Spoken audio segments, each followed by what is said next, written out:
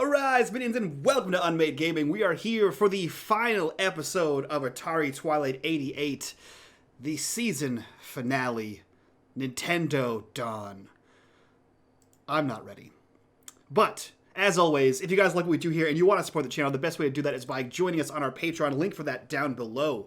Also join us and be a part of the conversation in our Discord, link also down below. And as always, in the bottom left-hand corner of the screen, you will see the corruption bar. That bar serves two purposes. One is every single dollar that goes into that bar goes back to these wonderful players here you see before you. And two, when that bar fills, Greg gets to do what the hell he wants to us.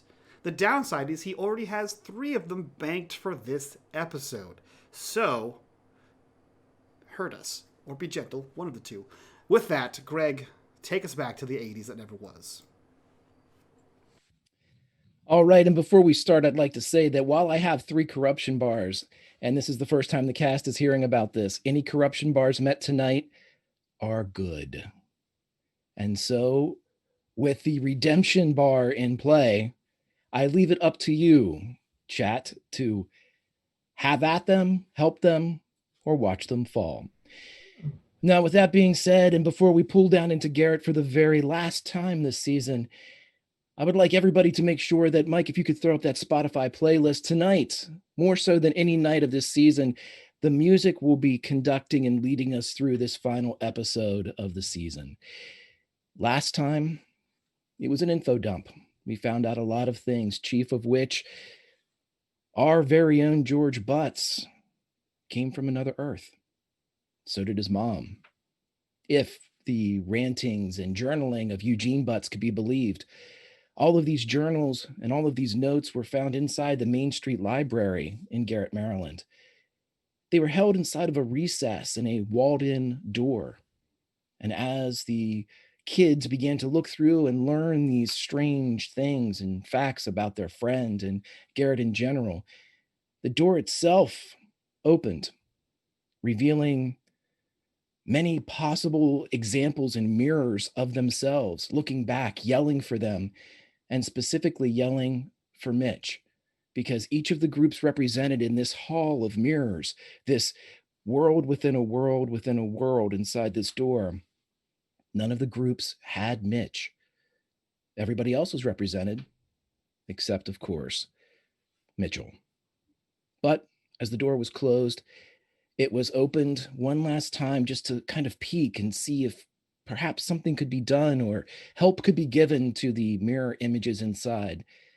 But when the door was opened again, 5 kid-sized skeletons were in the proverbial library closet.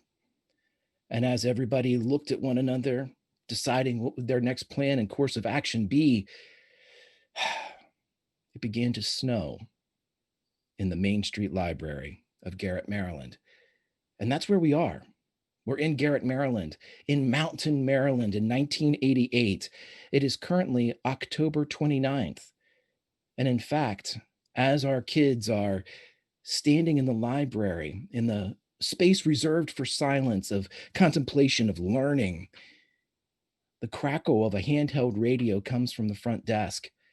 And as the snow swirls, so does the voice of the local DJ. Good afternoon, Garrett. Go 106.1, the Tri-State's home for all the rock that's fit to spin. Captain DJ Jackie M. Rock reporting to lead you through another rockin' Saturday night in Mountain, Maryland. The time is now 5:01 p.m. on October 29th, 1988, and the temperature is a radical 47 degrees. Frost warning in effect for all of our boss farmers out there, so make sure you prepare for the Cold War. Instant dedications continue all night long, so let's go with another one right now. This one goes out to Mitch. Dad has something we will need. Make the time to get it. Mitch, that instant dedication comes to you from Mitch. Well, that can't be right. Nope, no other names here. Sorry, everyone. Looks like Rick, our intern, has been hitting the Bartles and James again. I'll correct the dedication when I find out who sent it. Not like Mitch can send it to himself, right? Maybe I'm just dreaming, though. So here's the Eurythmics with Sweet Dreams. And everyone, as DJ Jackie M. Rock fades back into the recesses, he is replaced by Annie Lennox.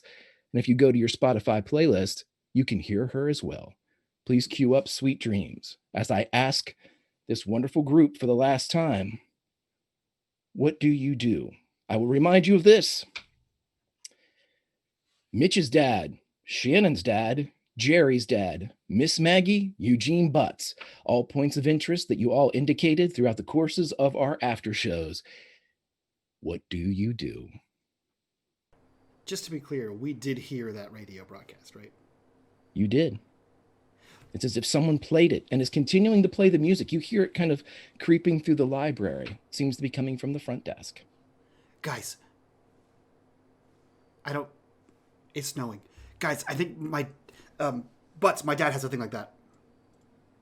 Something what? The notebook. My dad was writing. He asked me for paper before we all left. He was writing. I think wherever he was from, Earth R, right? That Earth T, Earth T. They don't have the magnet screen effect. So when he got here, he was forgetting everything. So he was writing everything down. The message was from me to me. Wait, what? I don't know how that works. Because I'm the only Mitch that you know of. He points to the door, the wall door. We pretty much know that he's the only Mitch. I'm the only Mitch. So okay, did your dad give it to you, or is it back at your house, or what? He was writing it when we left.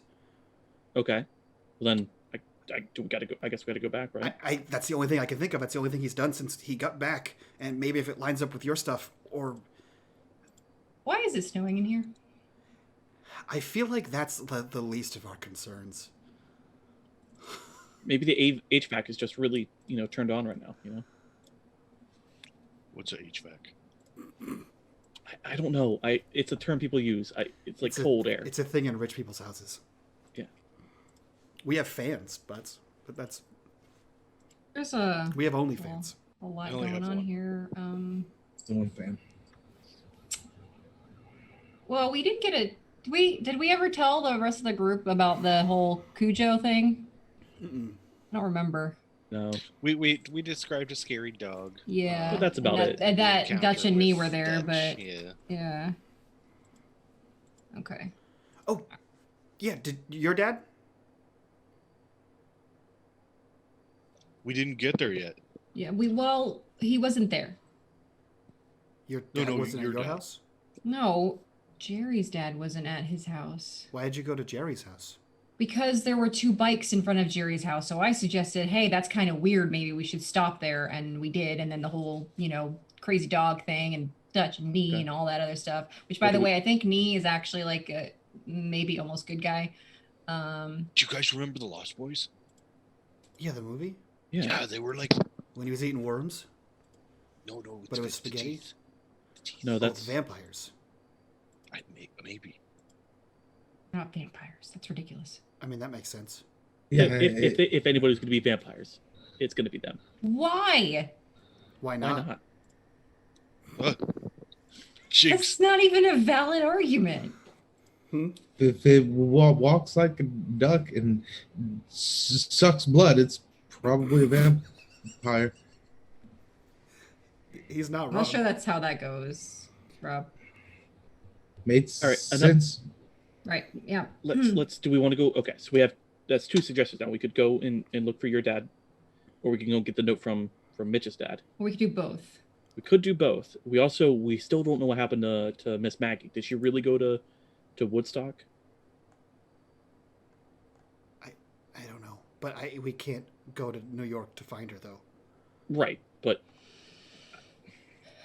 I don't know. I don't feel like she actually went. Okay, let's pick and go. Let's not, She'll find her way back. We need to see what kind of notes Mitch's dad's right. I still need to find out if my dad's at my house, so I'm gonna go there. Is the trailer park on the way to the Locke residence? Or vice versa, is the Locke Yeah. residence on the way to the... Where we have, and let me locate it exactly for you on the map. Shannon's house, if you look on Roll20, Shannon's house has been placed, and I'm going to ping it for you right here. Is that right? Yeah.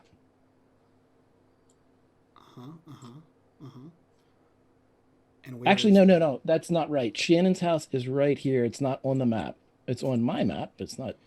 Oh, and where are we and the trailer park? You all are right down about here. Uh-huh. And the trailer park, let me just zoom out because I have all your faces in my way. The trailer park is way down in the bottom right-hand corner, everybody. Oh. So we okay. could go up to the locks and then down. Yeah. So let's just go to your house. Yeah, my dad said And then we'll my go dad to the didn't say trailer he was park. going anywhere, so why not? Okay. Yeah, and maybe he forgot to go somewhere. So No, he said he wasn't going anywhere. Yeah. What? Okay. Well, then let's go do that. Yeah. And then I don't know. Like, we can continue our plan after we find out what's going on at my house, I guess. Because at this point, we don't really have a lot of information, right? That we can, Anyway. Yeah. Okay. Cool. Shannon's gonna kind of look around as they're exiting the library to figure out where the radio thing happened and all that. Sure, absolutely. Roll me an investigate as you leave. Anybody can do so if they wish. Nope. Nothing. I don't think Mitch is paying attention.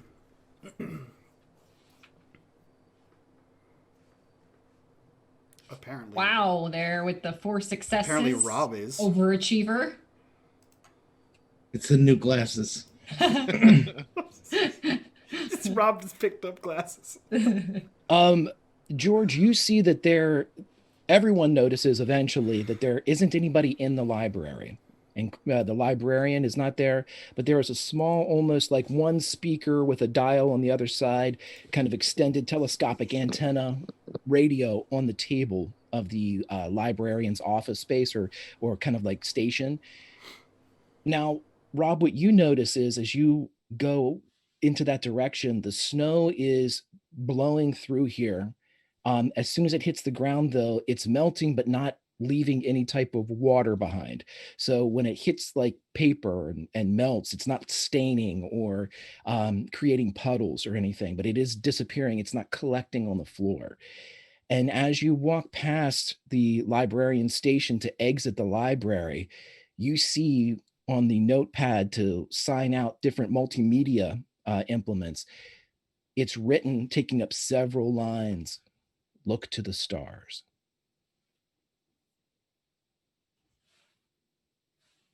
And it says this just in you said like the checkout book at the front.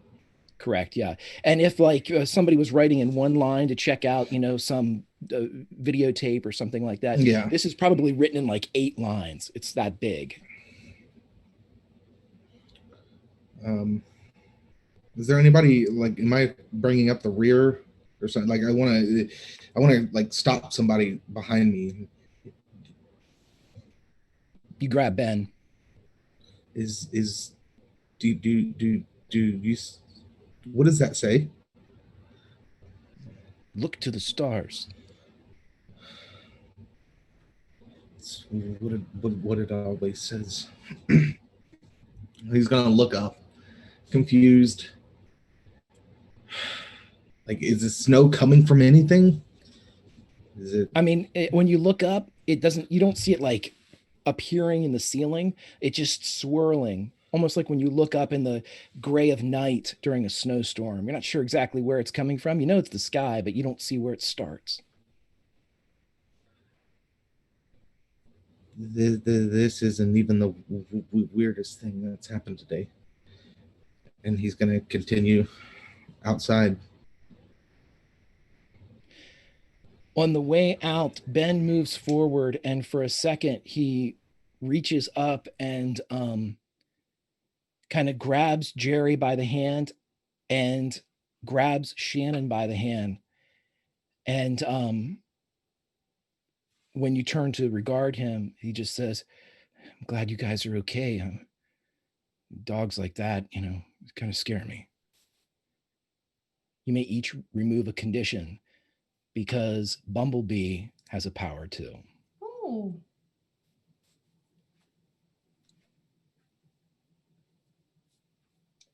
Yeah, it was like the scariest thing ever. And then almost like watching a tennis match. That's what Ben's doing. When Jerry says it's the scariest thing ever, that terrifies Ben. When he turns to Shannon and Shannon's non-committal, you can see him steel his spine a bit. He's uncertain as to how he should feel, but he is definitely mimicking off of whatever's posturing.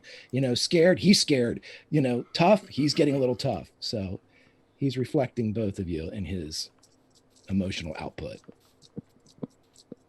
You guys get outside. With your current investigates, it goes in the same order. Rob, George, and then the rest of you. As you look over and you see Garrett's Main Street, it is in the evening, as the radio mentioned, but as you look, you can see that almost like slices of a rainbow from this side of the street to the other and beyond. You see each of the seasons represented.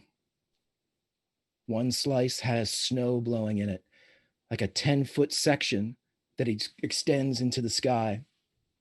The next 10 feet, you see autumnal leaves blowing on the pavement. On the next, you see the blossoms of spring blowing around. And on the final, you see that the leaves represented in that slice are green and vibrant like the summer. You can feel the heat, the cool, the wind, the rain. And it waves through Garrett as it experiences all times of the year at once. Ben looks to Jerry and Shannon to see how he should feel. Well, Shannon is very determined, so her initial and her outward demeanor usually is pretty stoic as it is. So that's kind of where Shannon's at. She's like on a mission, find Dad, figure out what's going on. So your bikes are where they left them, motorcycle, actual pedal bikes. They are all arrayed and ready to transport you wherever you would like in this strange kaleidoscopic Garrett. Who's coming with me? Oh, that's weird as shit. Jerry doesn't have a bike. Yeah. I don't know if he wanted to go on somebody else's handlebars or whatever, pegs, I guess. Ben, of course, offers, you can always ride with me, Jerry. And you would all know that it will take you 3 times as long if Ben is pedaling with Jerry on the bike. But he offers earnestly. He earnestly offers. I can carry you, Jerry. No, I know, but I think I mean, if it's okay, I'll stick with Shannon. Okay. Mitch kind of like elbows Rob. It's for free country. But hey, he's gonna look out over the awkward scene that is all seasons at once, and I guess it's that time of year, huh? Get on your bike. That basically meant nothing. Yeah, let's go. Jerry's real disappointed in you, but Bitters, he loves it. Yep, Meta loves it. Shannon, not so much. Oh. All right, so you all jump on your bikes, and it takes you 5-10 minutes even though you're in every season, this is still the same night, and the gloom gets darker as you ride towards the Locke residence. And as you get towards the Locke residence, Ben reaches into the pack that's on the front of his bike, and you feel him kind of shifting around and see him. And as you get closer, there is a squawk from the radio that he has turned on. And you hear, "Hello, Garrett. Thank you for everyone for tuning in to Go 106.1 FM, the Tri-State's home for the rock that's fit to spin. We know you have a choice in radio stations and appreciate your continued support. We are smack dab in the middle of a 24 hours of rock with M-Rock. I am your DJ du jour, Jackie M-Rock, and I'll be sharing the hits with you all day and all night. So let's get back to our dedications. This one comes to us from D. Shannon, what's broke can be fixed. Sounds like young hearts can indeed be mended, but always remember what old Jackie M-Rock says, where love is concerned. Sure, love is beautiful, but it is also a battlefield. You're listening to Go 106.1 FM, the Tri-State's home for the rock that's fit to spin. And now, this one's for you, Shannon. Pat Benatar's Love is a Battlefield. And everybody, it's also on your playlist as you pull up in front of the lock house. Why do you live on such a big hill? I don't know. It seemed all right to me. I'm gonna pretend that's a rhetorical question. It's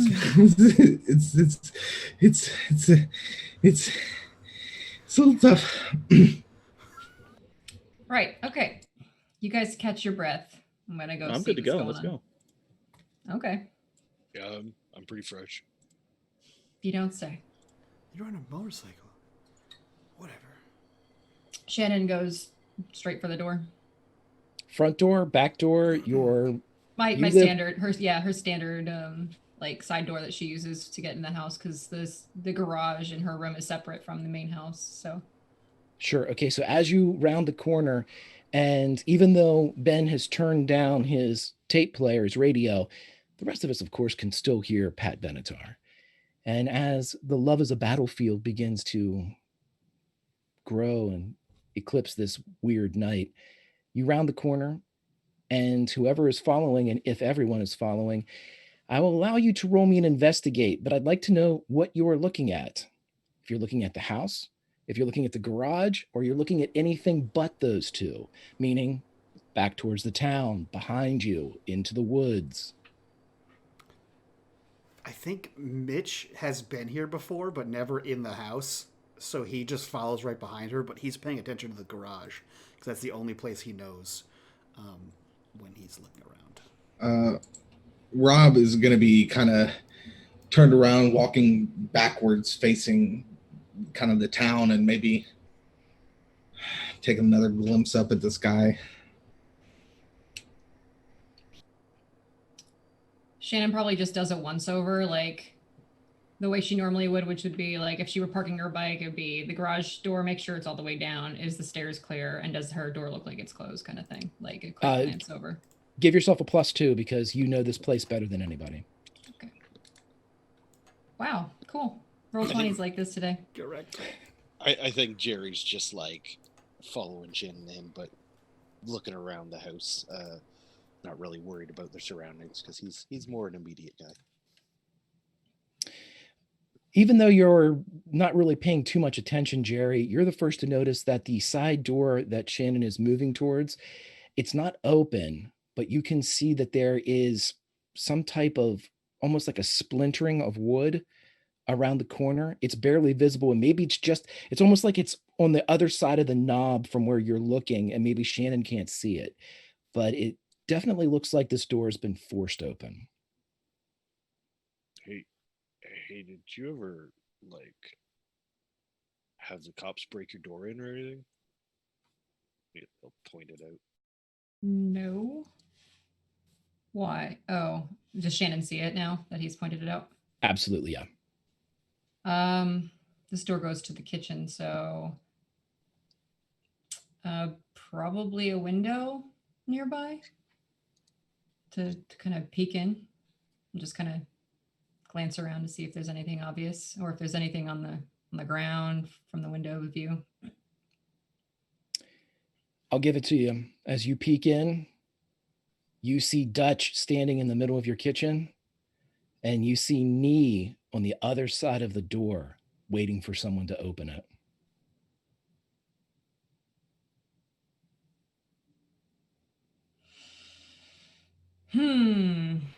What is it?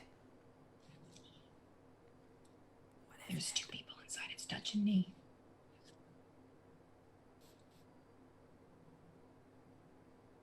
They're bad guys, right? Sorta. Get wood. Just Stakes. No, just stay back.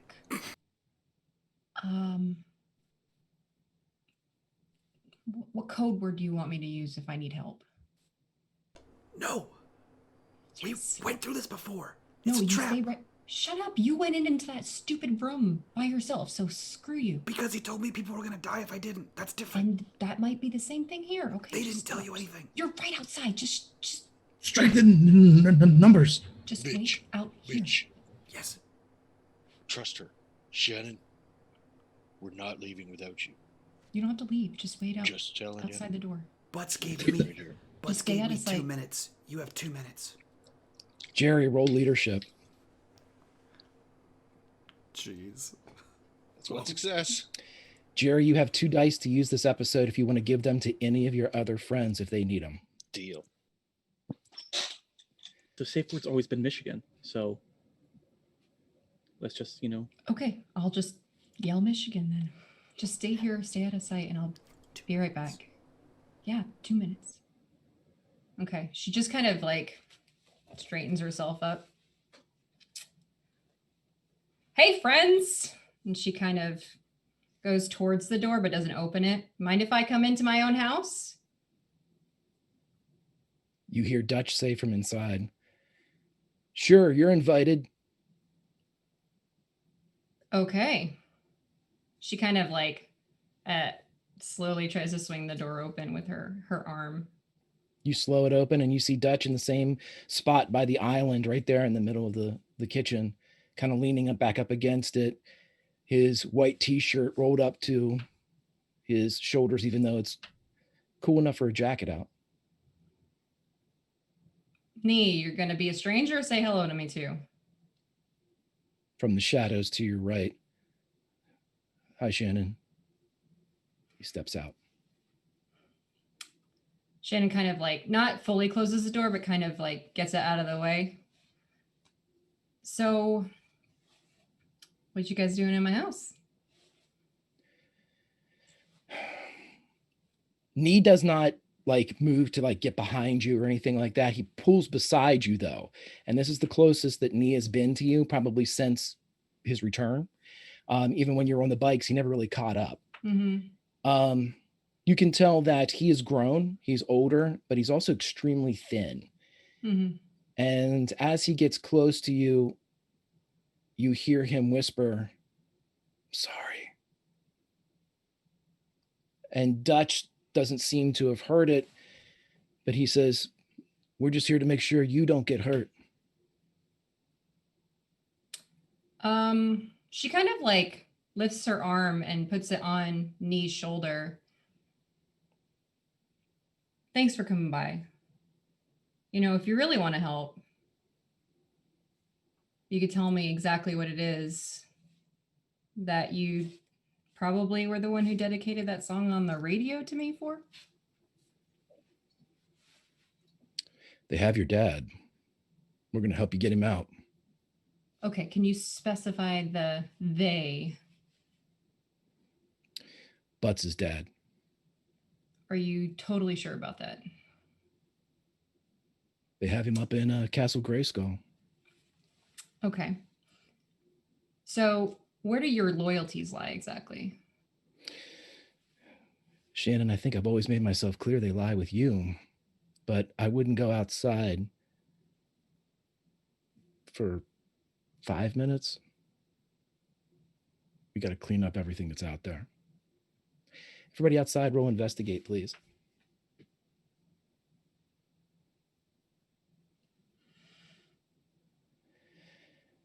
One success is good. Successes. One success is good, but not good enough. You hear them, the buzzing, the clicking, but not in time to get out of them as a wave of insects crashes into everyone outside. And as they begin to swirl and bite, you can feel their feet and their wings flapping and crawling through your hair. We're going to stick with the inside as this all takes place in a second. One beat, they weren't there. The next beat, they are. It's a thunderstorm of wings and clicking. You can hear it inside, Shannon. You hear Ben start to scream. And Dutch looks at Nee and says, "Close the door."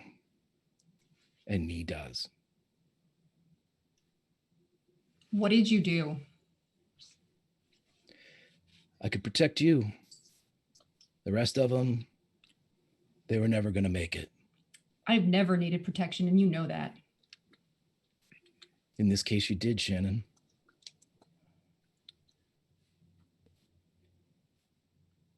They can help. Not anymore.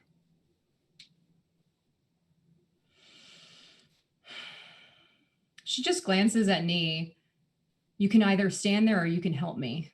And she just goes at Dutch. Everybody cue back up. Love is a battlefield. And actually, know what? No. Scratch that. DJ Jackie Emrock is making a command decision here. I would like you to go down towards the bottom of your playlist. A little Joan Jett and the Blackhearts, please. I hate myself for loving you.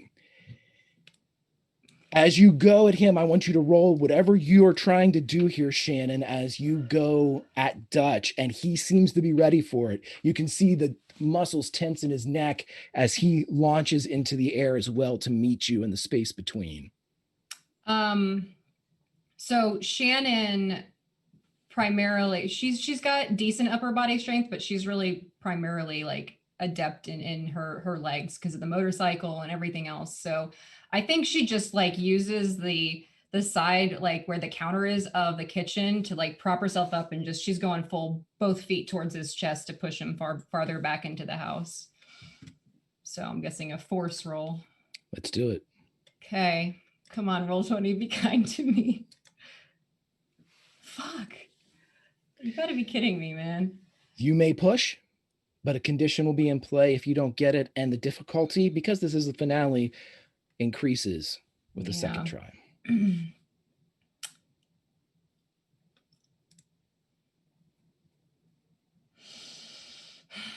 He sees you coming, and you see him in the air, this amber moment. As everything slows down, you see him smile, and those pointed teeth are extended. Not just the canines, but all of them are filed to a point.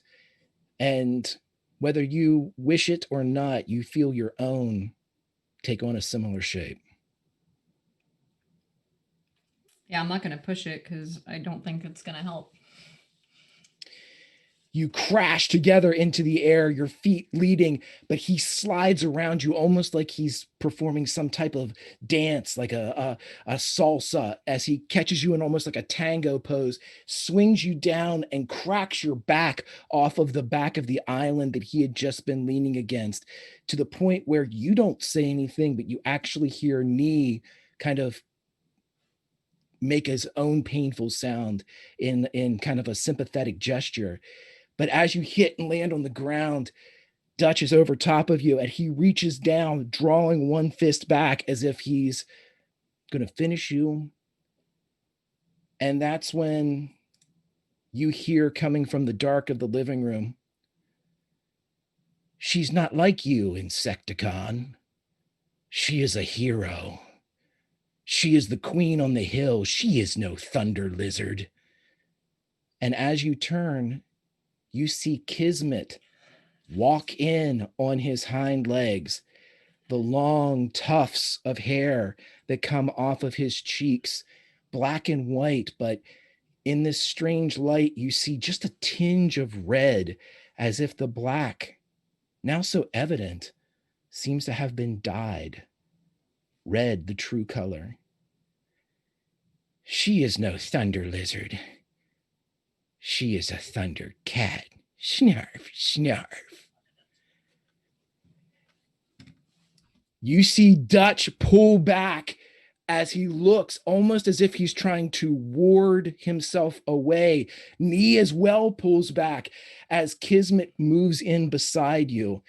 And you see that Kismet is dragging what looks like some type of large speaker.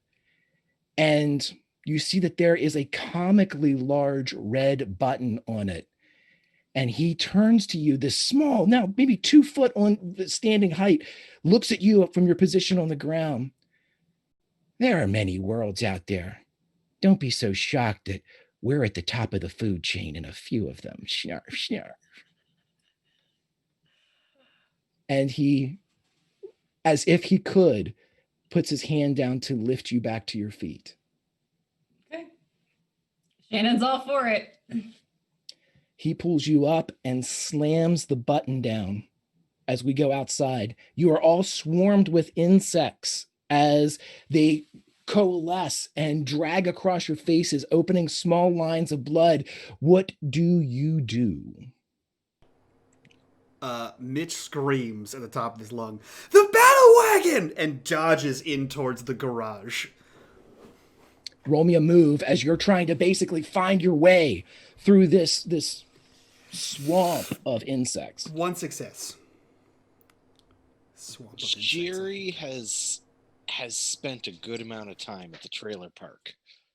And he's seen his fair share of bug zappers. Can I cover my friend's retreat to the garage? Roll me a force. George, Rob, what do you do? That's a success. I have flashbacks to the day in the alley. I think I just kind of like do what I can to swipe them off me. I don't know if they're actually hurting me or not, or cutting my robot skin. But I try to keep much more composure than I think the rest of the crew. Okay. As Mitch moves, Ben grabs hold of Mitch's like belt loop and then reaches back for somebody. And if George, if you want to grab to kind of go with him, you have that offer. The offer is also there for Rob if Rob reaches out first. I'll leave it up to the two of you. Kendall, what does Rob do? Rob's probably going to freak out. I feel like George would probably reach out first because Rob's going to cover his ears so bugs don't get in his ears. It's a good move. Yeah, it's weird until you know things. Wait till they get in your mouth. Yeah. So yeah, I'll take his hand and like if I have to, I'll like lifeguard arm around Rob to get him pulled in. Okay, roll me a force then, George, as you Ben can drag you through. You almost pick Rob up as you have him almost like you're carrying a loaf of bread or a football. And Rob, you feel yourself kind of lift up off the ground. You're still kind of tiptoeing as you run beside, trying to keep everything closed. Mitch, you see the garage up ahead, just in between this curtain of insects, and the battle wagon is in view as the garage door is up when you round the corner. He's going to immediately try to get inside of it, and then you would just see like parts are just flying out of the open door as he's trying to get it to work. There are no parts when you open it up. Great. In fact, it seems like it's done. Mitch is very confused because he knows it wasn't done, but at this point he doesn't care, and he opens the visor and then catches the keys and then just starts this thing with like that as it finally turns over. Get in! And he's like hitting the horn on this thing. And as you do so, and as you turn the key on, the lights immediately kind of flare up, but the bugs are not even attracted to the light, but it's almost like it's casting its light through the gloom as it brings itself online. The rest of you, Ben jumps into the back, and as you fire up, hold on a second, as you hit the horn to let everybody know to get there, it says, and you hear the horn go off, everyone, as you jump into the back of the van, just as a sound goes off. And as you watch with the lights of the van pulsing out into this insect swarm, you see them all begin to pop, pop, pop, pop, pop. And as they do so, connected with the sound and the light show that is Jerry Baker, you see Jerry like the inside of a science experiment where the dome has the electricity that licks out from his fingers. And as he lances out with 10 points of articulation, you smell the demise of hundreds of these insects as they pop, the rest of them destroyed by the sound of Schnarf's speaker in the kitchen. Back in the kitchen. Everybody cue up, Cry Little Sister, everybody. Cry Little Sister. Dutch begins to pull back away. And Kismet looks at you, now much taller, Shannon. I can handle them. Go get your dad. You got it. Don't be too hard on him. Or do. And she kind of gives Dutch a really dirty look. As you pass by, Nee says, "How can I help you?" And Dutch shoots him a glance. She just gives her hand out to Nee. Come with us. "I can't, but I don't have to go with him." Dutch is looking between Kismet and Nee, but not saying anything. We've helped Kismet. Okay. And he goes to stand beside the small cat. And that's the picture you see as you pull out of the kitchen into the kind of the driveway area of your backyard. You smell the crisp of electricity fried insects and the odd popping. It's almost like an opera of the bursting insects that Jerry didn't get. And the hum, the perfect pitch of the machine that is the battle wagon. What do you all do? Is the front passenger side available for sitting in? Because she don't want to ride in the back with the other boys. I feel like it probably would be, right? Because the easiest way to get in is through the side sliding door, right? Yeah. She gets in and taps Mitch on the shoulder. Maybe I should drive. I got this! And Mitch is just running on pure She just adrenaline. holds on. And just floors it. Mitch does not have this. He does not have this whatsoever. And he is flooring it through bugs. Okay, we should maybe slow down for a second and give me the wheel, Mitch. It's already going! There's too many bugs! Don't go off-road. There's like a as we hit the mailbox and this is lock goes flying. I got it! I got it! Oh, the freaking van! Stop it! Stop As he it! grinds the gears. Stop! Mitch! Nope. Mitch, roll a tinker. Mitch doesn't get to drive. I think Two given successes. You get it under control. Perfect. As if this was built for you and Shannon. But I think it's the initial like, and then it's like, and he's like, I got it! I got it! Getting it out at first is always the hardest. That's the trick. Good job, champ. You're gonna slap some on the back. He's white knuckling it. Ben kind of moves up beside the captain's chair of the battle wagon and looks up and says, "I really do think you're doing a good job, Mitch." Thanks, man. Buckle in. Oh, also, Nee's a good guy. Great. Did you see the giant bugs? Yep, sure did. Where are we going? We're gonna go find my dad. Uh-huh. I need a We're direction. going to Castle Grayskull. And he takes the path that we all seemingly know so well now. Okay. I think it doesn't go under 50. It just goes.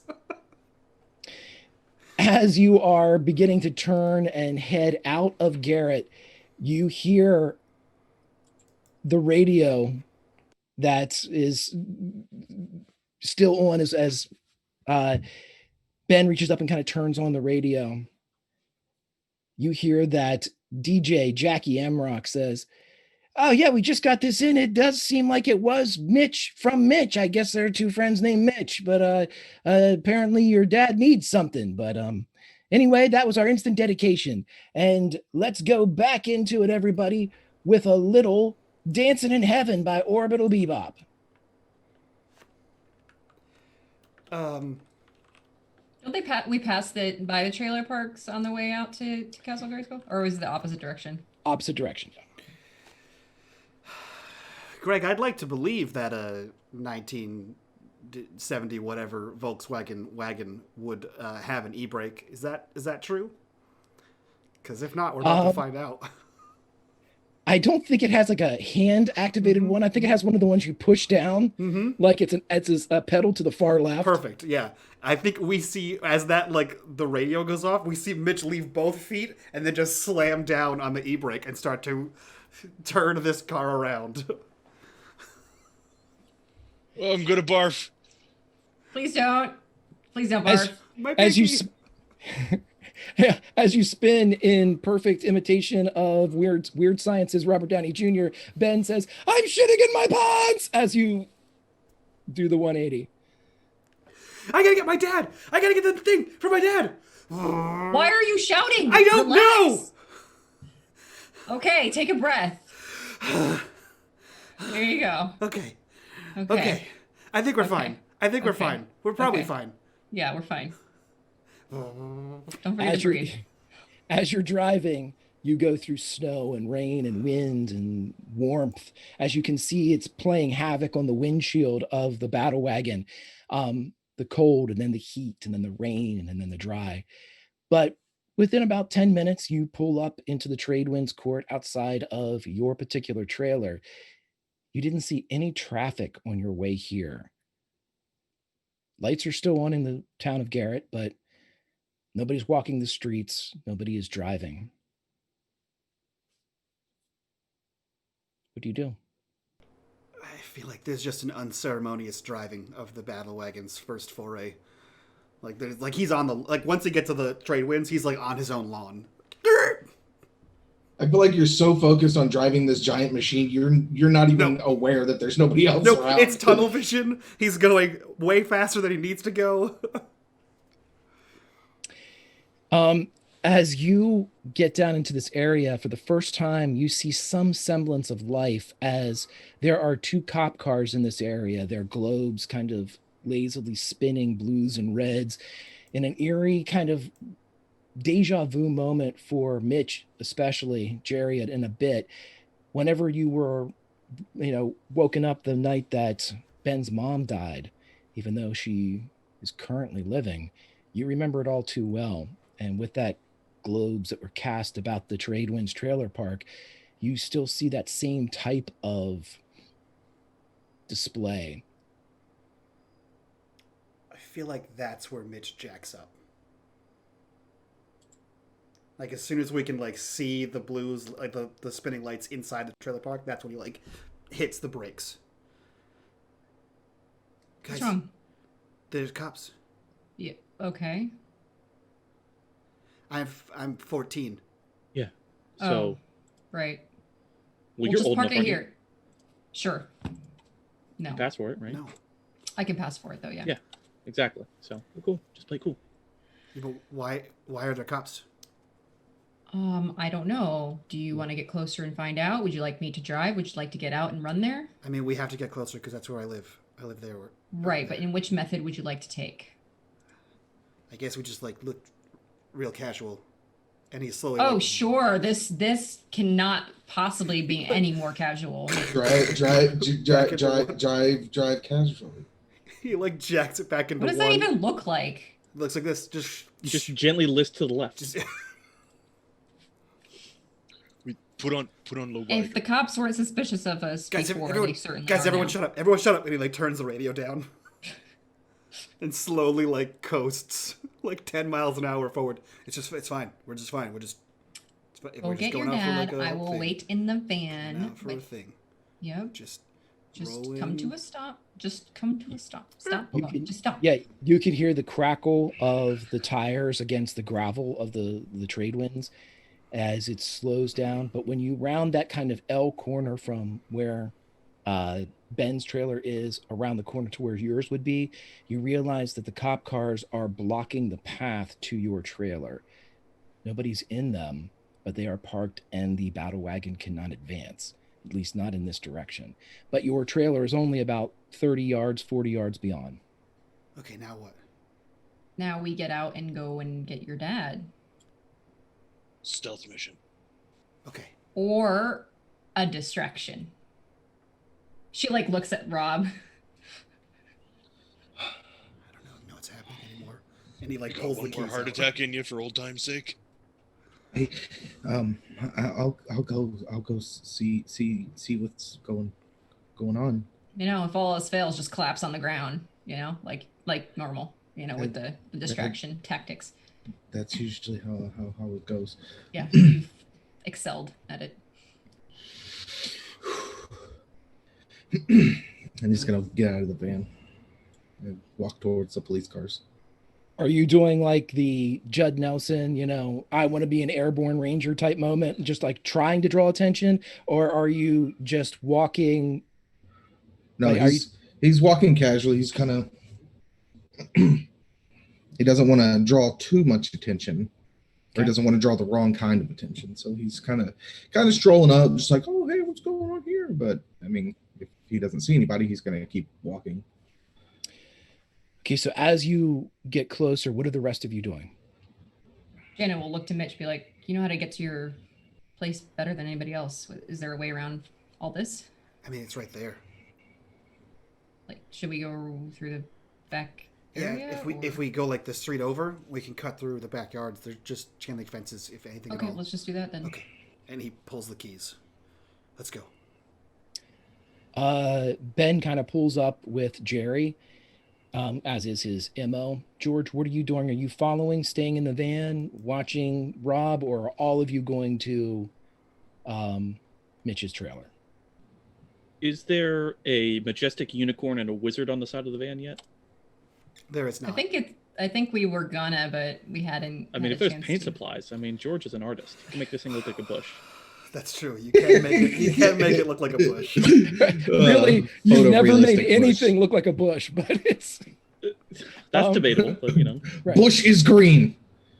The best part is he can paint a bush. Like he painted the mysterious bush at the house, but when challenged to paint anything that wasn't a bush, he could only make it look like a bush. yeah. Right. Okay, so no, there are no paint supplies readily available in the battle wagon.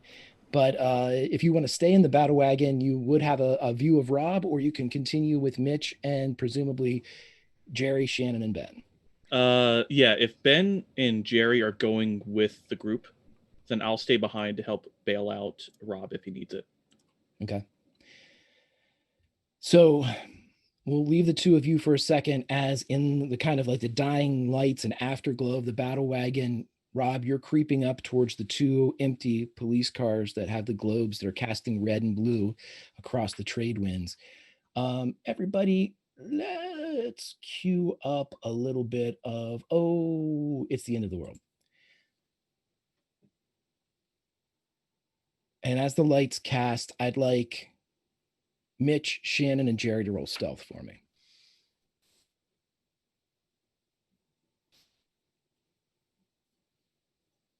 I got a success. Finally, I got a success. Yay.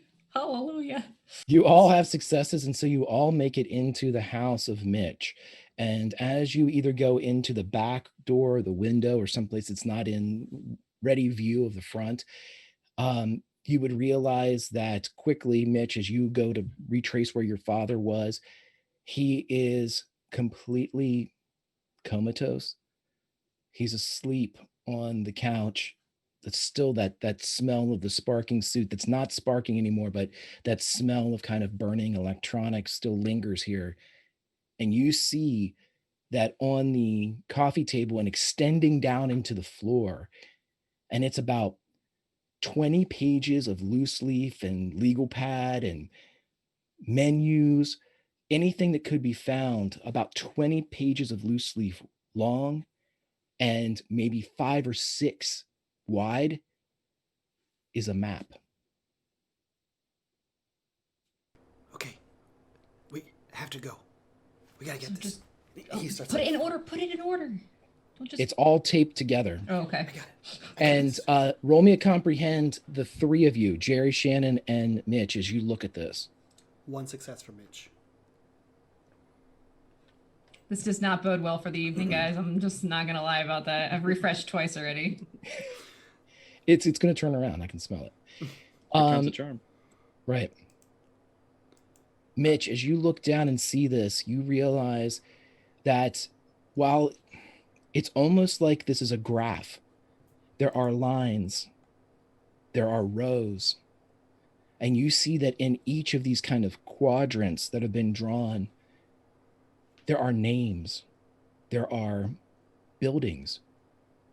And you realize that as these different quadrants are mapped out on this graph, they're different Earths.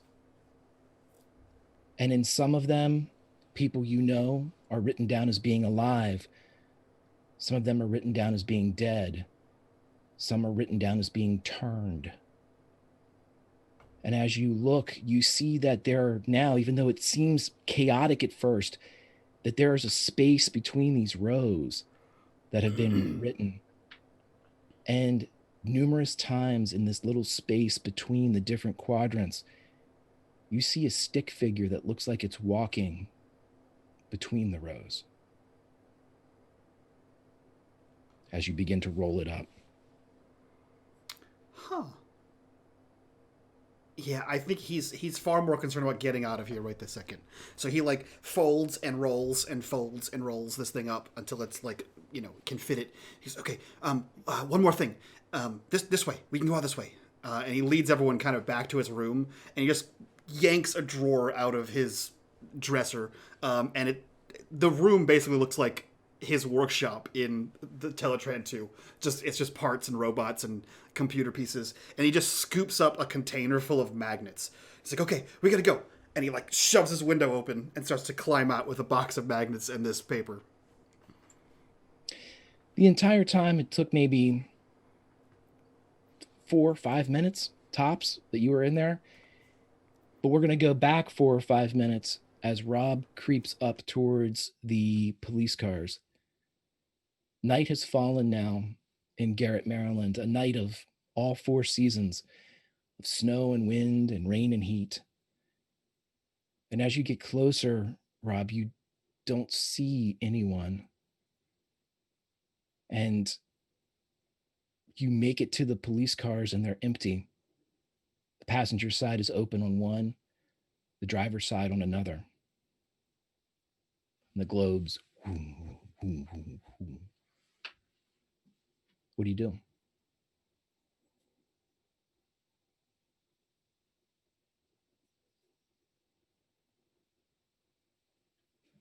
I unmute first.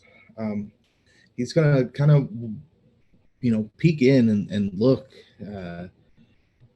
Hello, officers. You look in and no one's lying in the back seat, or you don't see any bodies. They're just empty. Are there switches on the inside that I can flip? Mm-hmm. Yeah, I want to flip them. You reach in and grab the squawk as you hit it for a second, and then you click another one, and the globes on the car that you're reaching into turn off. And he's gonna, after he does that, he's gonna get out and look around, just to kind of see if he's getting anybody's attention. Roll me an investigate. Okay.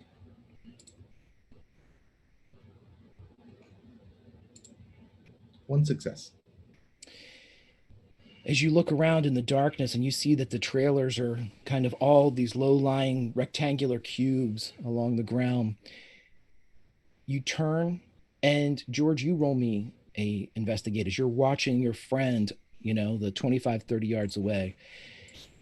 Just as Rob's head turns, you see several of the trailers, or the shadowy silhouettes of trailers behind him, lift up and stand. And you see a massive silhouette outlined in this kaleidoscopic night. And you see red eyes illuminate maybe 35 feet in the air. Rob does not seem to have noticed it.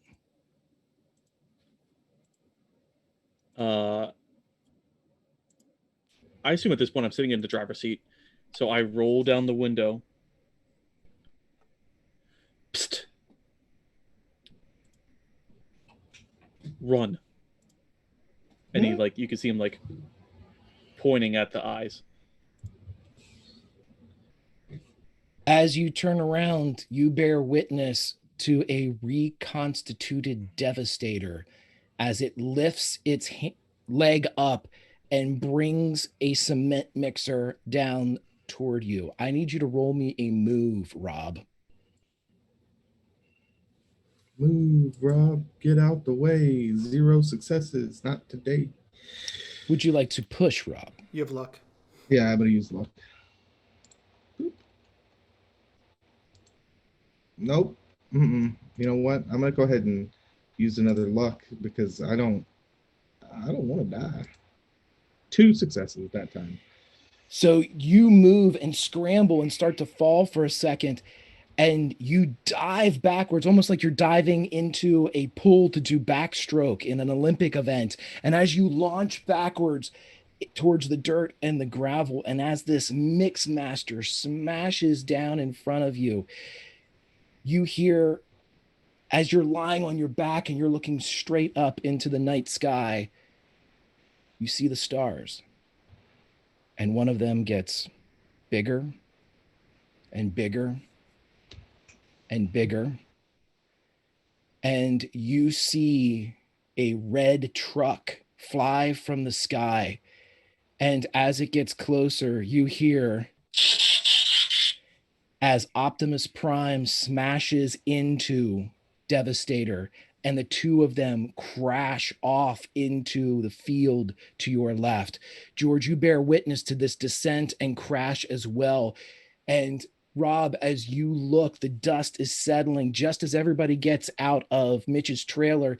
This monstrous crash reverberates throughout the Tradewinds trailer park, sundering of several of the nearby trailers and pushing them back with an almost sonic power. You can feel the wave of that same energy hit you, Rob. It shakes the battle wagon as if, something large has just dropped from the heavens, which it has.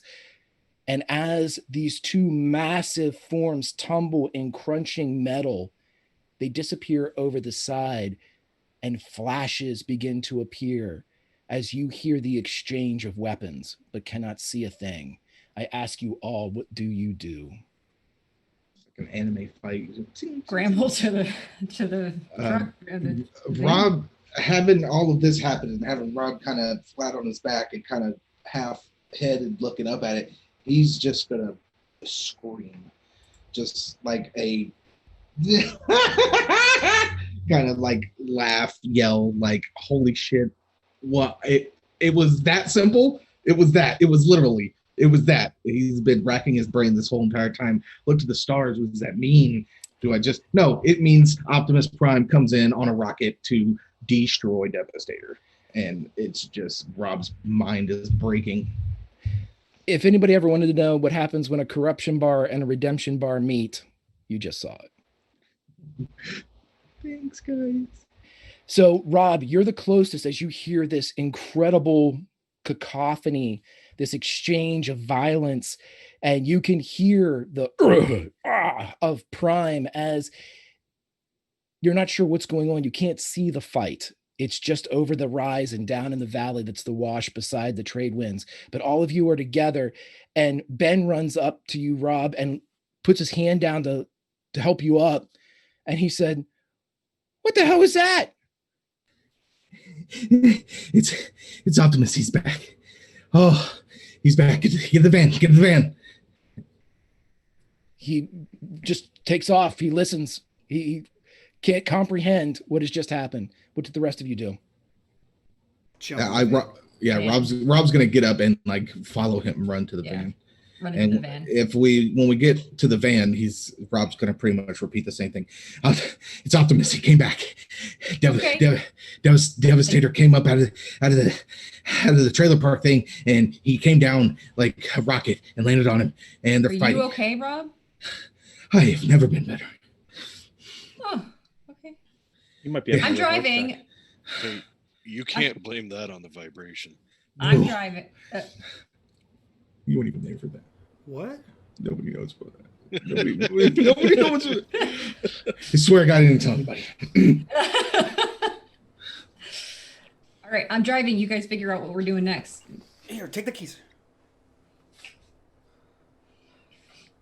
Goes to the We van. got- Castle Grayskull, guys. It's We easy. got- We go to Castle Grayskull. right? Yes. We gotta help Optimus. We No, Did we you gotta get go. meat out of there?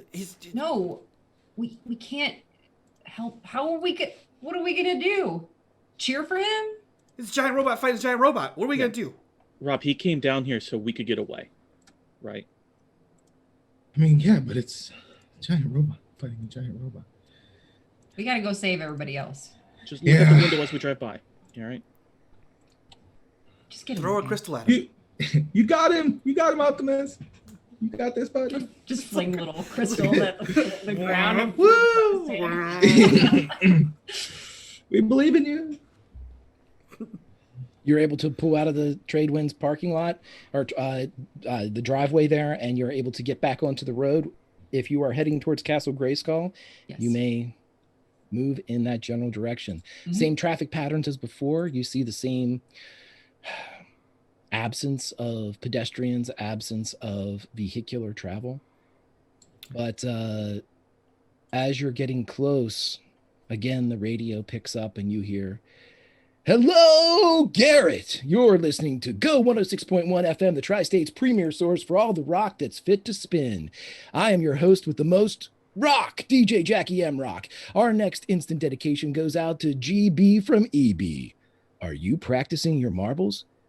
Wait, everyone, I think I just had an aha moment. EB knows what time it is. Tonight marks the local Fall the Marbles Championship, where many of our young rock stars will take on each other in some friendly competition. In honor of such an event and my aha moment, let's play Take On Me by Aha. And of course, it begins Like to... thinking back here. I remember that flyer. I think Shannon actually, because she's like intent on figuring, she's driving, but she's listening to everything. But that's the flyer that we saw in that car or the back of that truck, remember? Yeah, but isn't that like in 2-3 weeks? Well, we don't know what day it is. We never bothered to ask. Exactly. We don't know. Maybe it is then, like now. I'll give this one to you. The first mention in the library said that it was October 29th, which is several weeks after you left for 1969. It's also the date of Fall the Marbles. I don't know if Shannon would remember that from the library, but Just giving it to you. okay. Wait, do we have to go there? Or do we gotta go to Castle Grayskull? No, we're going to Castle Grayskull. Okay, fine. And Mitch is like a dog. That's in a where moving they have vehicle. my dad, which most likely has other people, maybe. And my dad and Yeah, exactly. Well, I It was like wasn't sure. everything's Yeah. pointing to there. That's what happened last time. It was Castle Grayskull, so we're just going there. Oh, my dad's fighting a giant robot. So, Your dad's on the couch. I mean, yeah. Little projecting there, Rob. We were talking about our dads. So it's just, It's okay. I mean, he's basically like your robot dad, right? we're just dad. We just say dad. Okay. Sure. I just realized your name is Robot. Yeah. Pretty quick on the uptake there, Jerry. Well, this is nice. And she kind of just increases the volume on the radio. I think Mitch has, Mitch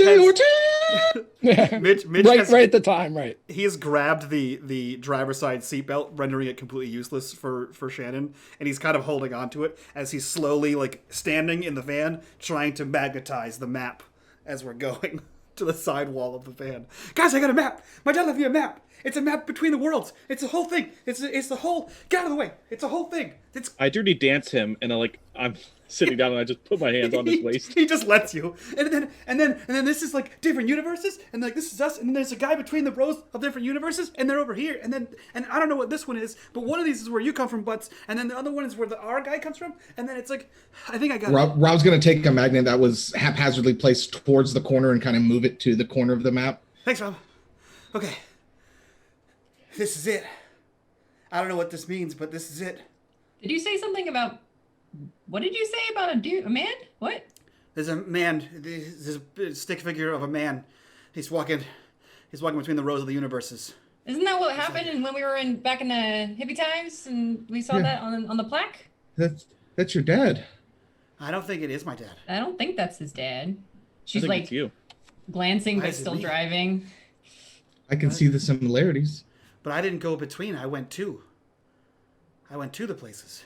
So who But you- goes between? You gotta go between to get to. Maybe is gotta cross though, right? Maybe I you're don't- just starting and that's what you're going to start doing now. Maybe But- that's your capability. But right? then why would my dad? Why would he know that? He didn't even know I He's had okay, been hold all on. over the Who place, else is right? on? Who else is on this map other than this random stick figure? just that random stick figure. And then there's places that say like names, and then this is like coordinates and Well, times. is your name anywhere so we could just rule you out of that whole situation? I didn't see my name anywhere. Wait, Shannon, if you're back here, who's driving? Oh no, I'm just talking. Just She's shouting listening over. and talking. I know. It's just, I don't see my she name. just left the drivers were like, well, Ben's like, actually- Well, it's the Ninja Turtle Battle Wagon. It has autopilot. Let's be real. Yeah, totally. I don't see my name. I don't see anyone's name. It's just like I think these are time coordinates. I don't. you don't. Is there anything about Castle Grayskull on there? Maybe since we're driving there, it could be helpful if there's some notes there. Greg, Roll me a comprehend. you got it, buddy. 2 successes. You don't see anything about Castle. You see Castle Grayskull mentioned a couple times. Mhm. It's not a frequent kind of entry in each of these grids. You see it probably about every 4th or 5th one. But as you're looking through, you can't help but start putting things together that seem to pop up quite a bit. And several times as you're looking through, it says Shannon Locke dead, Shannon Locke dead, Shannon Locke dead, Shannon Locke dead.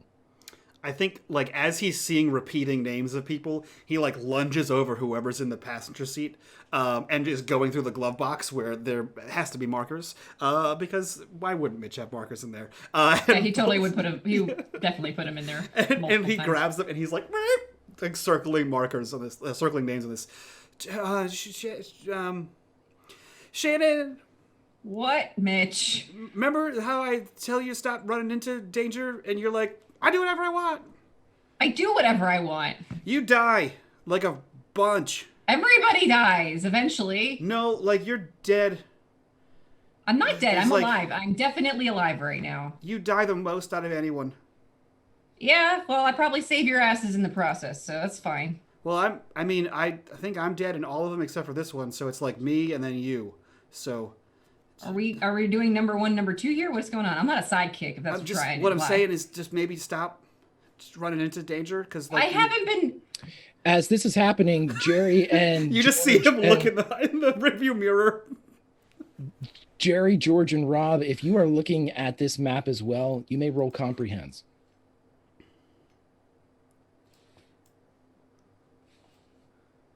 Someone understand the map. Rob You- one success. George and Jerry, when you're looking at this, it literally looks like the writings of a mad person. You can see that it's just bled together. One word becomes something else. But Rob, when you look at it, you see a bit of organization, a bit of structure to the chaos. And where Mitch saw, Shannon Locke dead repeated quite a bit. As you're looking through here, you see on several different occasions, Jerry Baker evil. Jerry Baker evil.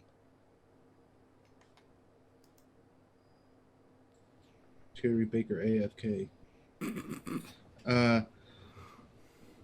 So one more time, what is it that I see? You see on the map repeated several Yeah, times, Yeah. Jerry Baker evil. He's gonna look over at Jerry. Do you have plans to subvert our operations?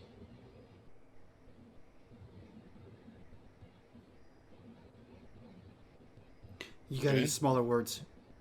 Well, the map says you're evil, man.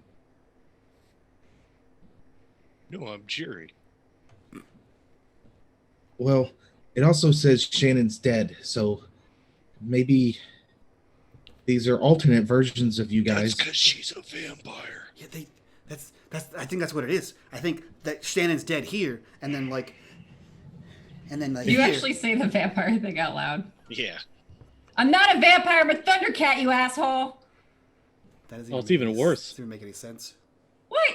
Screw you. Nobody watches that. How fucking dare you? Exactly. The radio comes on and says, "How fucking dare you?" Of all the nerdy shit, that's where we draw the line. Is that Thundercats? It's because Fucking nerd. all of you see that hill over there? You all fucking died on it. So you just salty as fuck. No, I think that's what it means. I think like Shannon's dead here, and like Jerry's evil here, and then Shannon is dead and Jerry's evil here. So like, Shannon, don't be dumb and die, and Jerry, don't be a dick and be evil. I'm just gonna point out the fact that Jerry isn't evil because we've stopped him from being evil. Yeah, Probably because of me. So I'm not gonna die. Jerry doesn't get evil. End of story. Who else? Morality is kind of objective. We don't need a philosophy lesson right now. Yeah, I think I'm like chaotic neutral. you I don't haven't know even what that means, finished. but I could take you. You didn't even finish You're building your Let's barbarian. go, the Like, wheel it's not opens, the even door jumps out. like, just moving vehicle. As you continue to drive this whole time, Shannon, you can see that the road has gone from the tarmac, basically the macadam, down into a dirt road as you get closer to Castle Grayskull. But unlike its predecessor in 1969, this is a large multi-leveled building. However, it is in ruins.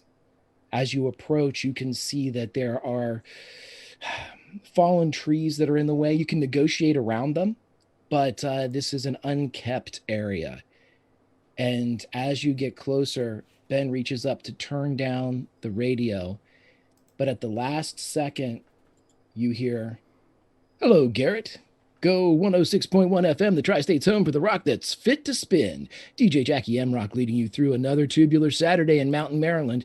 Let's continue with our all-day instant dedication. This one goes out to JB. I need to see you. I think I'm losing my mind, from KB. Boy, I know what that's like, KB. And someone else knows what that's like too. Prince, let's go and start this Saturday night. Let's go crazy. DJ Jackie M. Rock bringing you the dose of royalty from the Go 106 FM studios, the home of all the rock that's fit to spin." Cue up Let's Go Crazy as you all pull up in front of Castle Grayskull. I think after he hears the dedication, Jerry reaches out to like turn off the radio. Okay, but like, don't be evil.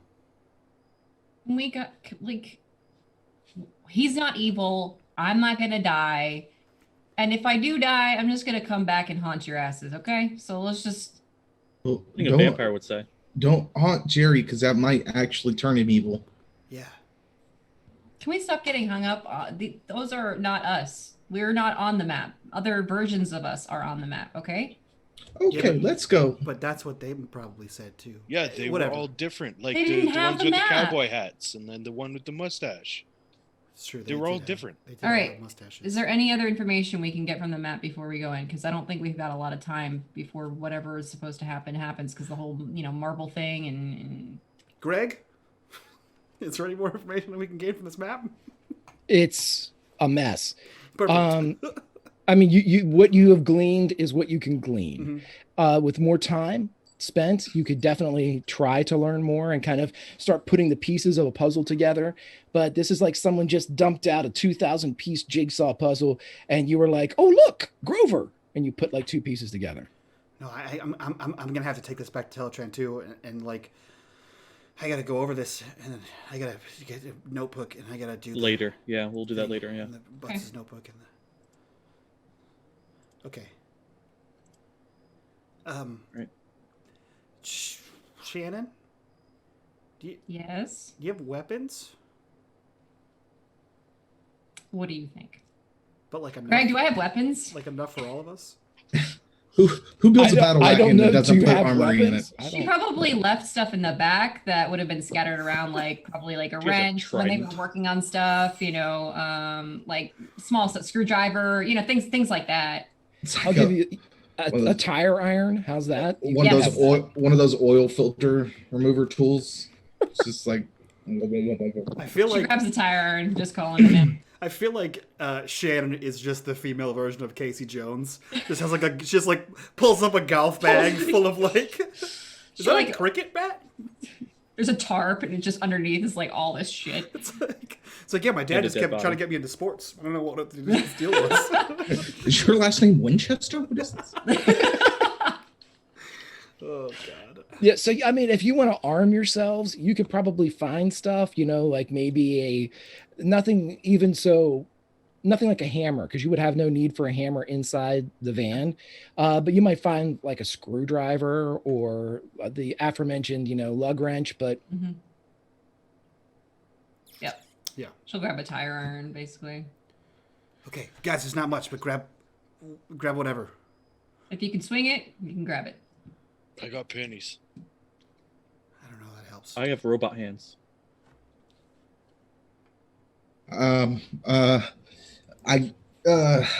There's a. Oh, I wait, guess no, I'll that's just not bring my can-do attitude. How about Ben this? goes, He tosses away damn, that's what paper. I was going to bring. George throws him a bottle of WD-40. Yeah. Nice. Anybody got a lighter? No. Yep. Yep. Nice. I think Shannon and I Alright. both pull out lighters. All right, so cannon. Rob has a flamethrower. Perfect. He That thinks. may blow sure. up in his face. Mostly just drips on his hand. It's a flamethrower that goes approximately 2 feet. Yeah. Okay, so armed as you are, what do you do? We head inside. Shannon's just going straight for whatever door is Are we just available. gonna Scooby Doo this like direct straight in a line to the front Shannon's door? not really thinking because she's like this close, she thinks, to her father. So Yeah. As soon as you all get out, roll investigate, except for Shannon, who disappears.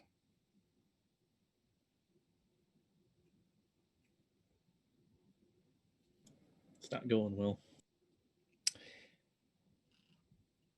One Here's one with success. Rob.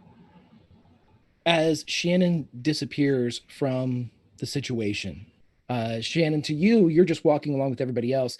But Rob, you're the one that notices her kind of bleed out of existence. You actually witness it this time. It's not that she steps into a shadow. You actually see her become transparent and then disappear. But you can still see that, the ground where there's snow kind of collecting, you can see her footprint kind of hit the snow right where she was walking. You can still hear her a bit if she says anything or is breathing, but you watched her as she disappeared from view. And you are also the first person to see that there are 3 figures that are leaning against the dark of the wall just inside the broken piece of Castle Grayskull. And you see them all push themselves off and begin to move towards your group. Rob, you're the only one that has seen them so far. Now, do I see them with my special eyes or just regularly see these guys? You see them, but you do not hear any of them register as Decepticons. He'll stop the group. We've got three bogies headed our way. Are they You can all robots? see them now. No, they're not registering in my vision. Also, Shannon, you just disappeared. Who are you talking to?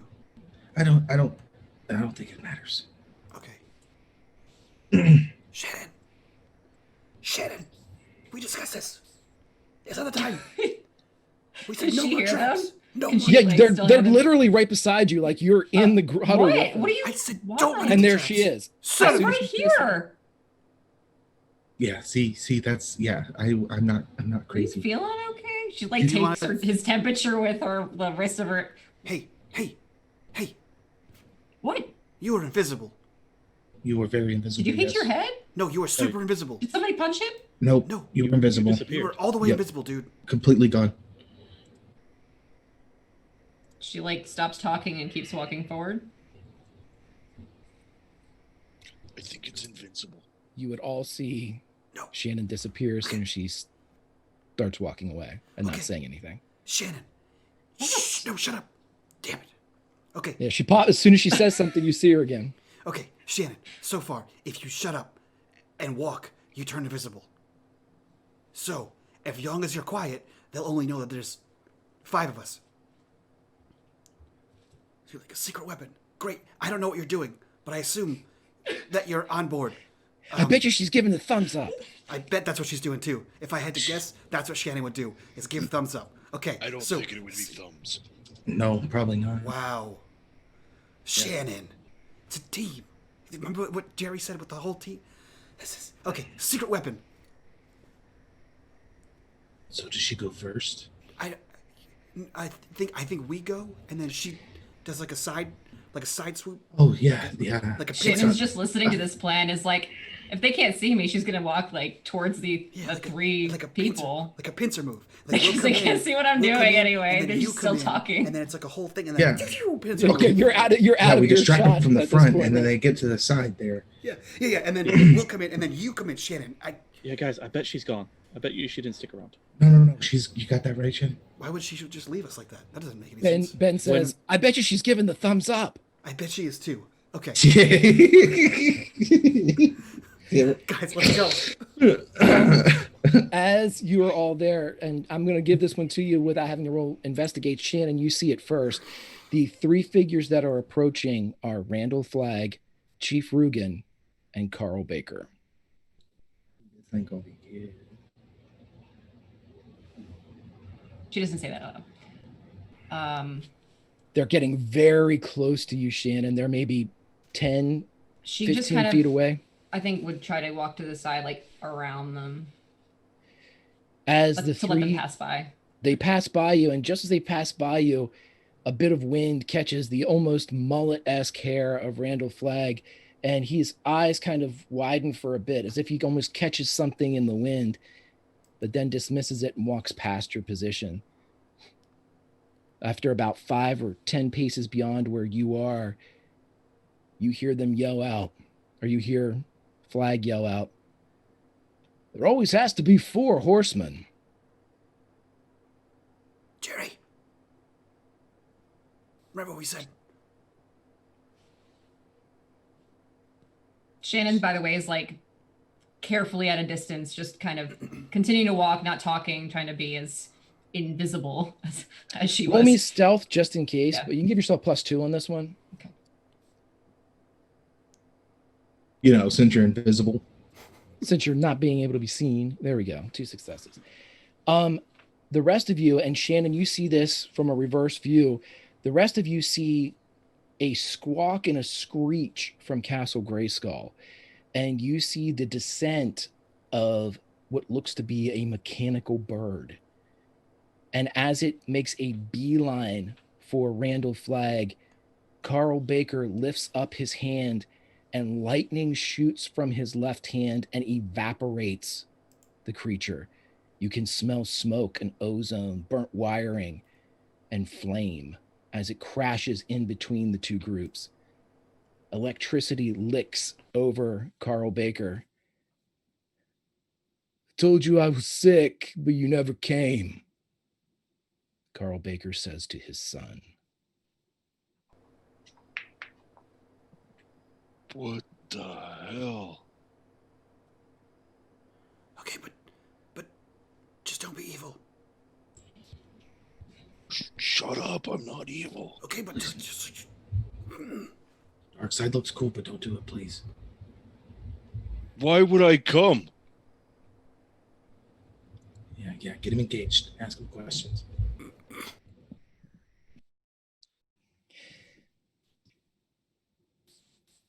Carl looks back at Randall Flagg, and Randall kind of shakes his head and smiles. Time's over for questions, Jerry. Come on. And he cocks his head and sort of indicates with his shoulder a position at his side. Wait, you think I'm gonna... You're standing there with the guy who broke my head, the guy who killed my best friend's mom, and I don't even know who you are, and you think I'm gonna come over there? I think so.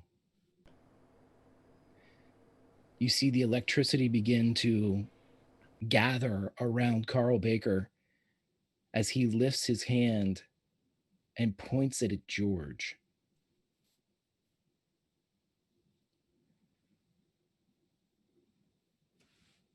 Coming, Flag says. And Shannon, Don't go, do Jerry. something in a minute. I could take it. What do you do, Jerry? I know you're, I'll cut to you in just a second, Shannon. What do you do, Jerry, with this proclamation? I think Jerry will move to stand in front of George and clench his own fists angrily. You can feel the power beginning to gather in your own frame. And Ben, who is there, always there by your side, Jerry, he looks up as the electricity begins to dance over you. And he says, "You're the only one that can stop him, Jerry." Shannon, what do you do? So just to make sure I'm getting, what's the kind of like order? Carl Baker's in the middle, right? It would be, you're seeing them from behind. So Right. from your right to left, it would be Flag, Chief Rugen, and then on the end, Carl Baker. Okay. And then beyond them, your group of friends. And who's charging up? Carl Carl? Baker is Carl charged. Yep. Baker. And then what is Rugen and Flag doing? Like, are they just standing there or? Yeah, Flag seems perfectly fine. He's standing there. He's got his denim on. He's, looks like a 1970s like country rock star. Okay. And you see that Rugen, his clothing, his purple and blue Garrett PD outfit is hanging off of him. It's torn, and you can see bugs lancing in and out of his hair, in his ears, coming around the front. You see them kind of curl. A large centipede comes out of the corner of his mouth and goes down under the collar. You can see that his clothing ripples and moves with whatever lurks beneath the fabric. Okay. And they don't look like they got powers going on. There's no electricity on them or anything like that. Randall Flagg looks super normal, but Rugen looks disturbing because of his, accessories. I think that Flag, since he's on the outside, would probably be the easiest for Shannon to deal with. So she's just gonna bring her arms up with the turn and just yell "Michigan" and just swing for his head, really. Okay.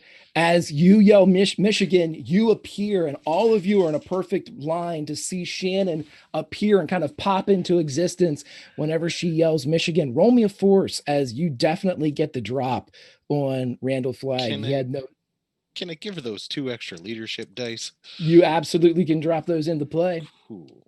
I swear to God, game. All right. Oh my God, I can't even. I'm gonna have to roll a separate die because I actually maxed out on that for body. So I'll add one more roll to this afterward. Sure. Okay. And then die. 1d10, right? 1d6, yeah. D6, sorry. And you get 2 of them. I got a 4. Is that it? We want to look for 6s, yeah. Oh yeah, you're right. Okay, so just 1 success. Okay, and then he gave you 2 extra dice, so you're able to Okay. drop another d6 in there if you'd like. Okay. Nope. As you come down, though, you do crack the back, kind of right where the skull meets the top of the neck, and you hit it, and you can actually see the head bend back as the force kind of collapses a bit of the neck. You're fairly confident, Shannon, that this would have severely wounded, if Yeah. not outright killed somebody, this blow that you just delivered. Mhm. But it does seem to have an effect as Randall Flagg staggers out of position, grabbing at the back of his head just over his perfectly coiffed mullet.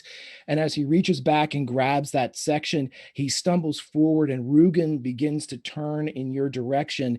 The insects begin kind of buzzing and lighting off of him, almost like a hornet's nest that's been riled. And as he turns, his sound and movement kind of beginning to amplify. Carl Baker, the lightning begins to erupt from his hand. Jerry, what do you do as you are now in front of George? And this can go for anybody. If anybody wants to make a move here, you can. This is that moment. The starter's pistol has fired. We don't do initiative here. Just tell me what you want to do. Well, I'm feeling, Harry Potter versus Voldemort kind of arcing streams of electricity going at one another here. Let it fly with force then. Can do. 1 success.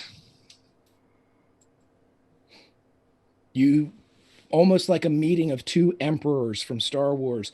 The energy lances in, but Father begins to overtake Son as the power seems more refined, more focused, less driven by rage, more controlled. And it begins to creep back towards you, and you can actually feel the tingle and surge of this kind of pushed back electricity. What do the rest of you do? Mitch, Rob, George. Mitch whacks Rob too hard because of adrenaline. And he goes, Rob, say the thing. Say the thing. And he like, What? this Transformer thing. Say the thing. It's going to be so cool. Autobots, roll out! And as soon as he says it, Mitch runs for Rugen, and he pulls the adjustable wrench out of his pocket, and I'm using my iconic item to just kneecap him. Okay. 'Cause fuck Roll me a that guy. force. Roll me a force as you roll in to do to Rugen what you did to his bike in season 1. I'm going to spend luck. Sure. Holy shit! Holy smokes. That is 6 successes. He ain't got no kneecaps no more. Okay, That is- so let's put a pin in that. Took him right Rob- off. Rob and George, what are you doing? Other I than hear- yelling out, roll out, yeah. Yeah, as I say, I hear roll out, and I step out from behind Jerry, and I start robo sprinting, I guess, because I just assume I can do that now. And who did Mitch attack? I'm sorry, was that Rugen? Rugen. He attacked Rugen. Yeah, Rugen's now gotten 1 hit, and then Flagg's gotten 1 hit. Yeah. I wish it was a timely movie in the 80s, but I'm going to Troy punch Jerry's dad. Okay. Right in the neck. Yeah. Right in the neck, yeah, exactly. Or the side of the head, something, just to throw him off kilter, knock him out. I don't want Those- to kill the guy, Those strangest things. but if I kill him, is it really that bad? Roll me a force. I don't wanna kill Probably him. not great I'm for kids joking, I to don't wanna kill kill him. people. One- We've been through one this success. before. Okay, so everything is going on at once here. Rob, what do you do as all of these attacks are going off at once? Like a well-oiled machine, the Autobots. Man. Like an occasionally oiled machine. I'm just gonna do what I was gonna do right now. I'm gonna walk up to Jerry while holding my crystal, and I'm gonna put my hands on Jerry's shoulders and kind of hug, but kind of just try to help push him towards the electricity. I don't know. Something like that. Gotcha. Okay, so let's take all these things one at a time. The very first thing that happens as Randall gets smacked in the back of the head, he stumbles forward. And as the father and son lightning meets and is pushed one way and then the other, and as other members of the team are jumping in the air, swinging, going for kneecaps, making purchases and writing checks their body can't cash or can, in the case of 6 successes, Flag looks up and looks right into your eyes, Jerry, and says, "Stop, Jerry. I need you to roll me I was going to use something else, but I'm not going to use it here. I want you to roll me an empathize. Jerry, don't be evil. I have luck, and I'm going to use it. And I got one success. You feel your lightning turn off, Jerry. And sweat begins to roll down your face as muscles fire across your body. And that's when you feel the hands at your back as Rob grabs hold of you. Rob, roll and empathize as well. And give yourself +2 because of the crystal you have.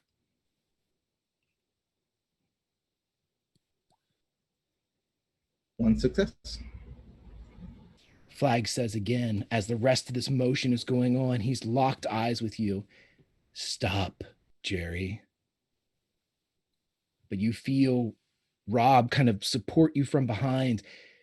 At the same time, Ben reaches up and kind of grabs hold of your forearm as your two friends literally have your back. And as you're standing there, you can feel every ounce of you wants to join Flag, to walk over, to take your spot, to hurt your friends. I need you to roll another empathize. And Rob, you get to do so again as well. I got 0 successes. One success. Rob, you begin to feel electricity generating inside Jerry. It's hurting you. Do you break contact with him? No. Take a condition of injured as your fingers, including the broken pinky, begin to blister as you hold on to Jerry. And you can see that Ben, his fingernails are blackening as well as he's holding on. And there are tears coming down his face. You can do it, Jerry, as he's shaking to hold on as well. Mitch. Yes. Like an ostrich in a National Geographic special, the knees of Rugen go the wrong way. What a reference. And as they break forward and he bends in a point of articulation that no human being, insect riddled or not, can do, he bends forward, leaving everything behind as far as ACL, MCL, PCL, patella, everything just goes as he crashes forward without a sound. No cry of pain, no indication that this devastating blow registered any type of excruciating agony. Just in silence, he crashes down. And the punch, as the punch comes in, you're able to land it across the face of Carl Baker, but Carl's hand comes up and wraps around your throat, George. I need you to roll me a force as he begins to squeeze with... You begin to see spots form in front of your eyes, George, as the scene shifts and fades away, turning into grays and black and white. Color begins to bleed from the scene. I need one last empathize roll from Jerry Baker and from Rob Ott. Yeah, the way you say last, I mean... Disney. Yeah, okay, all right. We got it Disney. That's the opposite of Michigan. One success for Rob. Oh, we got a Disney? Is that what you said? It's a place everyone wants to go. I feel like I gotta push this roll, Greg. I feel like you got to. I feel like you should too. And I think you should do so at a plus. I feel you should do it at a +4. We will put that Disney in play right now. Well, I'll just roll it again because that's roll it again. That's still 0 successes. No, that didn't adjust. That didn't add anything. No, I rolled 4 twice. Oh, okay. Yeah. So as you begin to shake and as Jerry begins to clench his fists and the lightning begins to lance out, he begins to poop. Yep. Oh, sorry. I mean, you could push the roll with the 8 dice. I'm just saying. Oh, I You did. can. I did. That was the push. I rolled the 4 and the push was the 8 dice. Wait, you have 0 and in all of it? Yeah. Yeah. No, you don't. You would have 8. Yeah, but Greg gave you a +4. Yes. he Yeah, would what I have mean 8. is I rolled 4 dice and I failed, and then I pushed and I The got push 8 was with the dice. bonus 4. Yeah. Okay. I got Ignore me. 12 dice with 0, which should give me a condition, I think. So, as all of this begins to happen, and as George, your view begins to bleed away, Shannon, you are the only one of your friends that it seems to. Mitch is at your feet, but he has a collapsed Rugen kind of over top of him a bit. The two of you are closest to one another, but your friends are fading. And for this moment, this brief beat in time, Mitch and Shannon have a chance to do something if you can decide and agree upon what that should be. Um, Can Mitch reach Shannon and Shannon reach Butts? Shannon can reach Mitch and Mitch can reach Butts because Shannon was where Rugen was, or Shannon was where Flag was, you're where Rugen was, and Butts is where Carl Baker is. Mitch reaches out and grabs whatever part of Butts he can grab and then reaches out for Shannon. You can get them both. You can get the dangling foot of George as he is being lifted off the ground by Carl Baker. I mean, she'll reach for Mitch's hand, I guess. Mitch Not has... having any idea what the hell's going on now. Neither does Mitch. He has no idea how to do this, but it worked at least twice, arguably 3 times, and he's going to try to appear behind Jerry with both Butts and Shannon. You're going to try to dive? Yep. The face you just made, Greg. Right. I like it. Yeah. I tell you what. Yeah. Are you also going to rewind time a little bit for us here? Because that'd be cool. I don't know what the extent of this does. As you try to figure this out, doing the science on the fly, roll me a calculate. Oof. Does my pride work? As Are one you a success, robot? yes. Perfect. No, but you are. But so 1 success plus 1 success, 2 successes. You disappear. Shannon, you would see you would see Mitch splash along the ground where he was, kind of rising up to grab you. He bleeds through your hands and hits the ground and just splashes. And you see reforming behind Baker. All of a sudden, Mitch is there. Like the T-1000 in Terminator 2 just rises up and becomes solid. And just puts a hand on Jerry and looks apologetically at Shannon. Shannon's going to try to go for Carl Baker at this point to get Butts free. That's all she's got left. Rugen's on the ground. Flag's still trying to recover from whatever just happened, so. Roll me a force.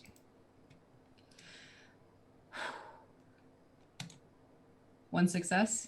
You're able to, again, throw the lug wrench into Carl Baker as he moves back and kind of reacts to it. And for a second, the color returns to the world, George, and your vision gets turned to where you're looking at Castle Grayskull.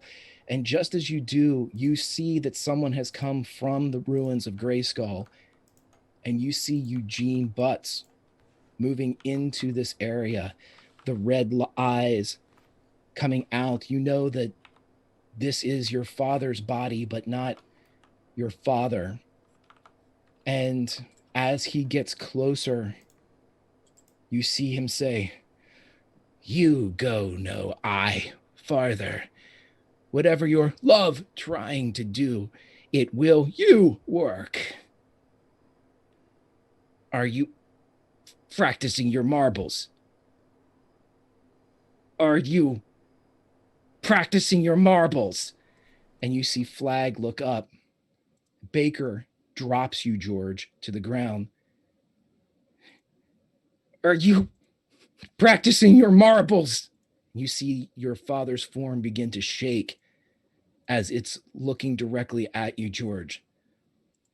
Are you practicing your marbles? And you see one of those sabers erupt from his right hand. Run! And he begins to move towards Flag in a very jerky motion as sweat and the firing of muscles that are not behaving correctly. And your father points back towards Castle Grayskull. Because Mitch has appeared behind you, Jerry, I'm going to let you roll one more time. You do not get the bonus 4 dice. I will let Mitch roll, and I will let Rob can't. At this point, Rob's been rendered inert because of the electricity. Yeah. That's 2. You break free, Jerry. And all of a sudden, your body goes limp, and Rob, Ben, and Mitch are able to hold you up as the rest of this scene explodes into chaos. Flag, Rugen is down and not moving, but the bugs on his frame are beginning to swirl up. Carl Baker has dropped George. He is turning towards Eugene Butts. Flag, Baker, and Eugene Butts are standing off like the end of The Good, the Bad, and the Ugly. What do the rest of you do as you see in front of you the adversaries that have plagued you for quite some time? In the case of Randall Flag, recently. Shannon is going to run for wherever Eugene Butts came from. Kismet said that I need to go find her father, so that's what she's doing. She just bolts for it. Whether she goes invisible or not, I don't know, but... Ben is crying and just holding on to Jerry.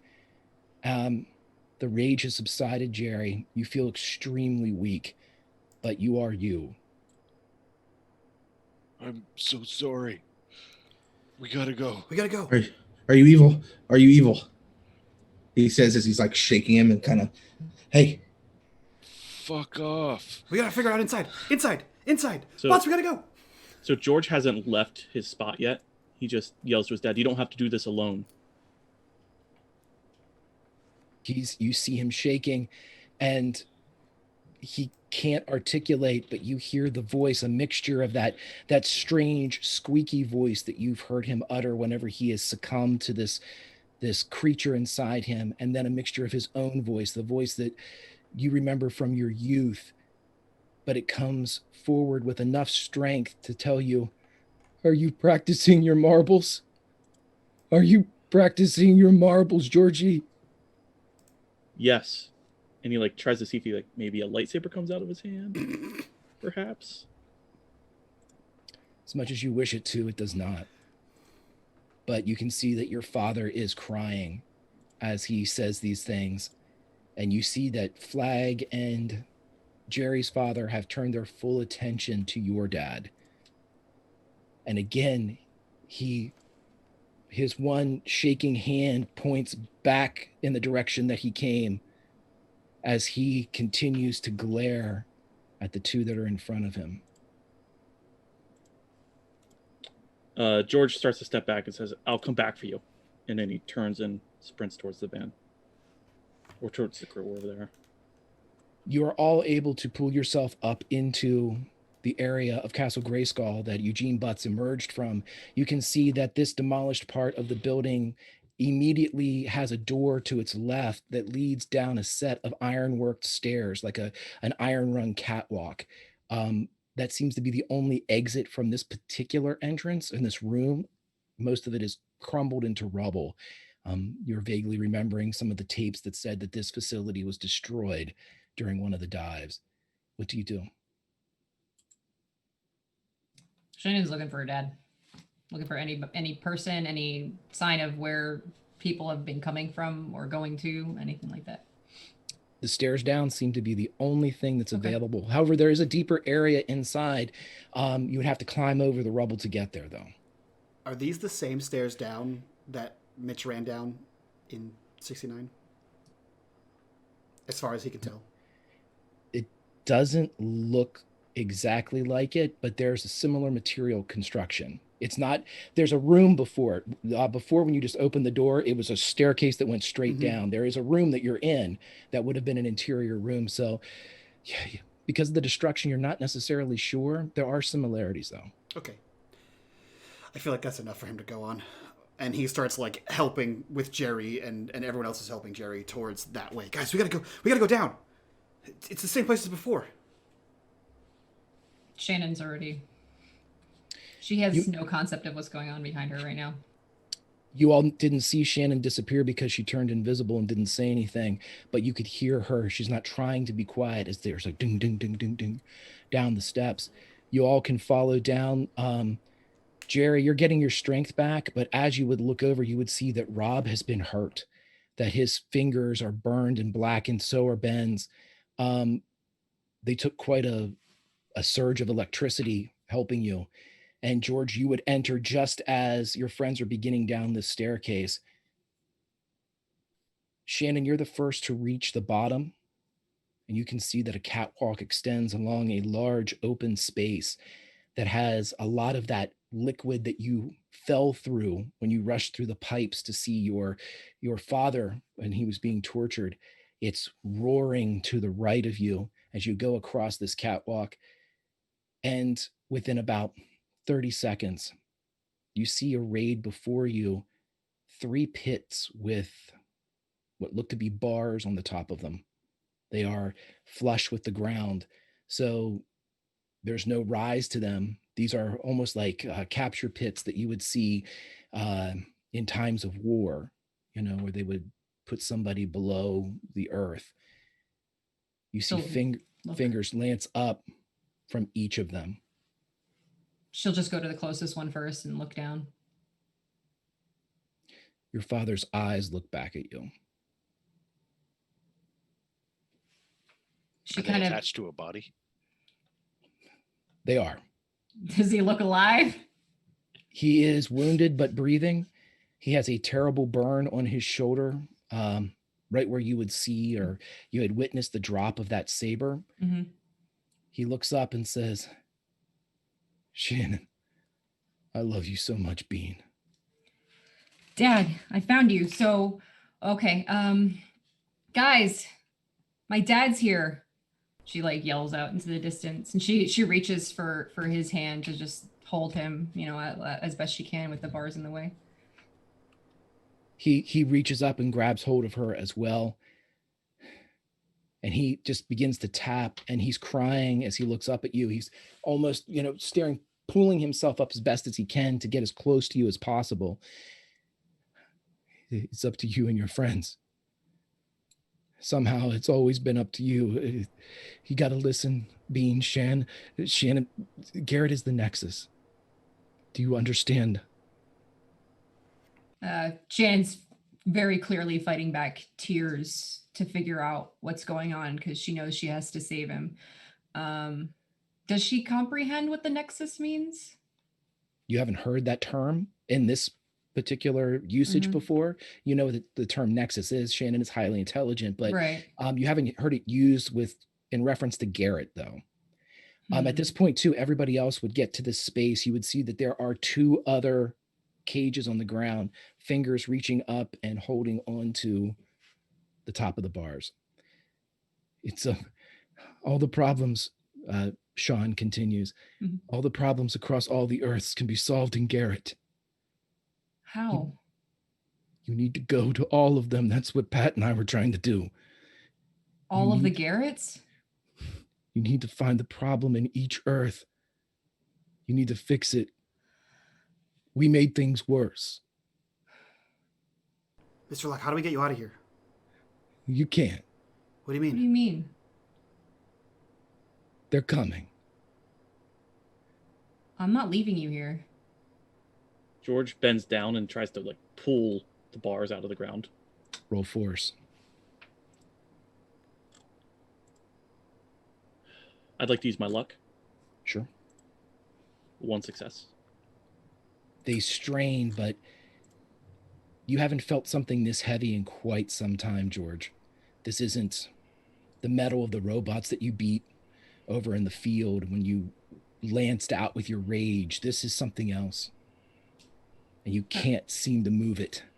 Is there anything else like debris, maybe like the bars that reinforce concrete, things like that? Anything along those lines around? No? This place is completely clear. Huh. Any electronic type things that could maybe these are like locks that go into the ground so they can't be pulled up or anything like that? It seems that at one point, probably recently, there was a panel of some kind in between all of these cages, but it is now just blank metal. I don't know if this is There gonna has to be work a way. twice. Hold on. And Mitch stands over the top of this grate and like grabs Mr. Locke's hands and just leans back, and he's gonna try to pull him, like dive him through the bars. Roll me a calculate.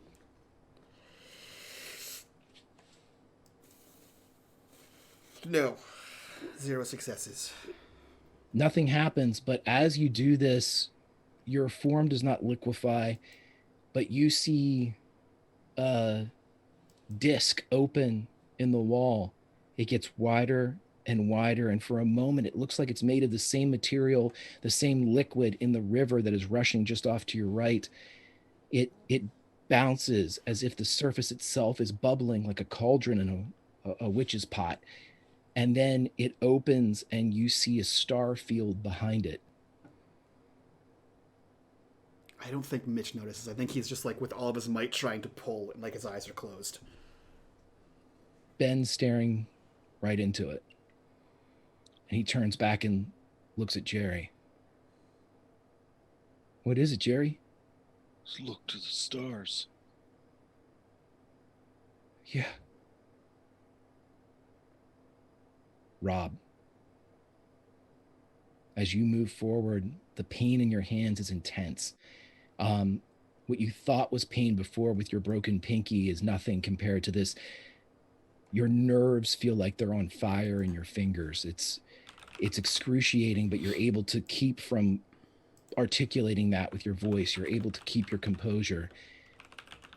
But you hear from the pit to your left, "Oh, honey, are you hurt?" And Miss Maggie looks up at you. How did you get in there? It doesn't matter.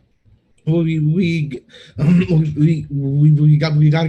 get you out. You will. You can see tears rolling down her cheeks. Rob's gonna look around to see if there's like, is there like a button or a lever or something? Is there a pry bar? Is there anything? She reaches up and you see her hands make it about wrist height through the bars. Let me borrow a hug. Only if you give it back, please. We got to get you out of here. And he's gonna reach down and give her a hug. You feel her pull as close as she can, and she whispers into your ear, Rob, I love you. No matter what the world's, including this one, no matter what they say, Maggie Arkaville will always be your mother in spirit and soul.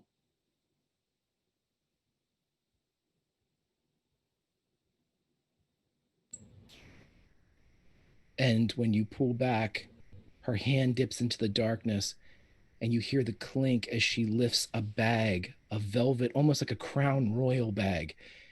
And she lifts it up to you, and you can see the stalks of crystals sticking out of the top.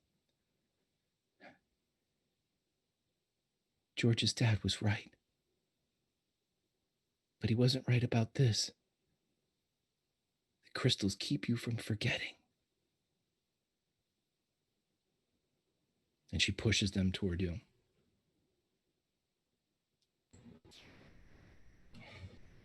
I love you too, Miss Maggie.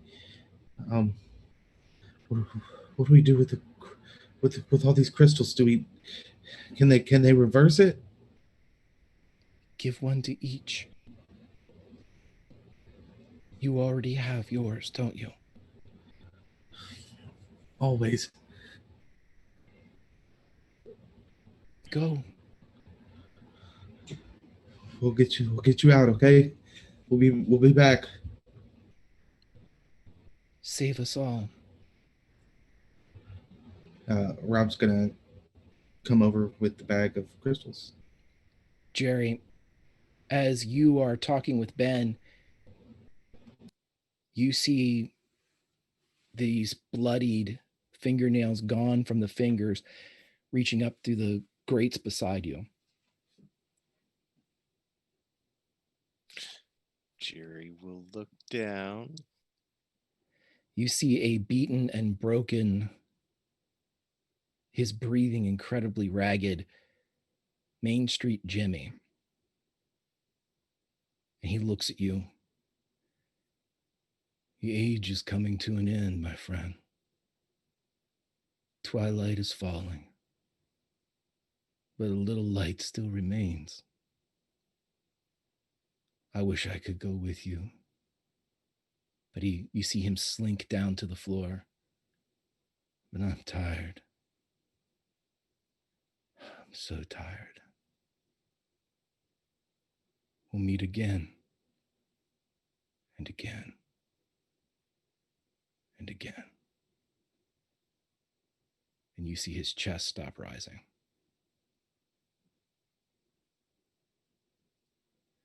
Sean Locke looks at his daughter, Shannon, looks at the girl he has called Bean, one he has taken camping, told about Woodstock, marveled at her intelligence and compassion. Shannon, you need to stop the problems on each of these earths, the ones that we caused. If the harmony is returned, the cycle will stop. Everything goes back where it came from and everything will be safe. But be careful. Not everyone stays the same between the earths. Those that love will hate. Those that hate will love. Even me. I'm not But leaving. here, you have to. No, I'm not leaving you here. I promised. You have to save us all. Fix what I fucked up. I can't leave. What about everybody else? And what are they going to do to you? Next time, no, I can't. If you succeed, they'll never be able to touch me again. A bee flies by your face, Shannon. I think Shannon's just she's just focused. She doesn't want to leave. She's just holding on to her dad, basically. Mitch looks down to Sean and he says, Mr. Locke, I don't know what we have to do, but I have one question. Yeah. Why was my dad upset when you dove and he saw my mom? Oh, son.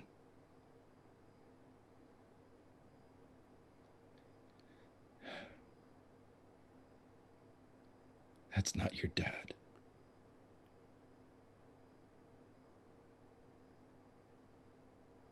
What does that mean?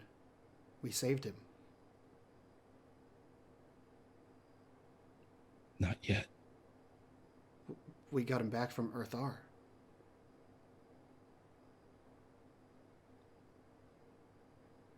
He was gone too long. What did we bring back?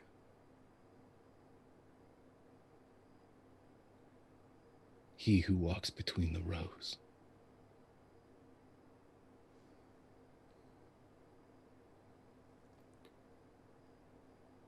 Shannon, we gotta go.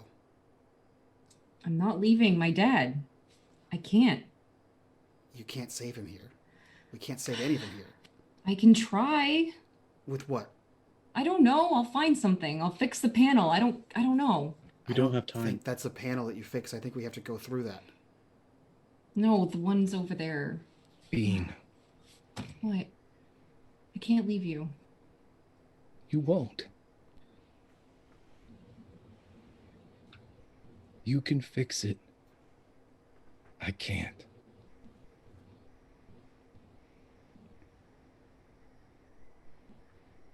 You're the only ones that can. I think at this point, Shannon just starts crying. Ben comes over and he kind of hugs her from behind. He's crying too. I think Mitch just starts like pulling her towards the blue hole.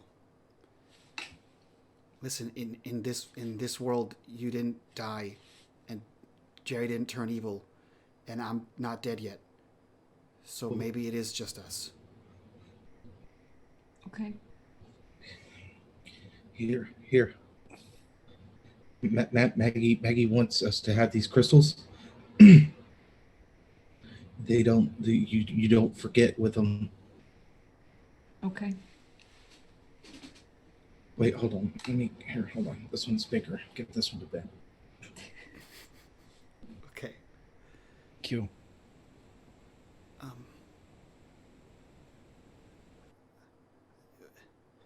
We'll be back. Gotta come back.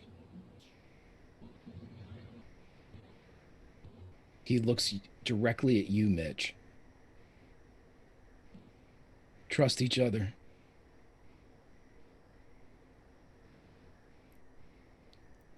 We'll get you out, Mr. Locke. And he continues walking towards the blue hole. Shannon will look down again. Just keep fighting, okay? I'll meet you on our hill.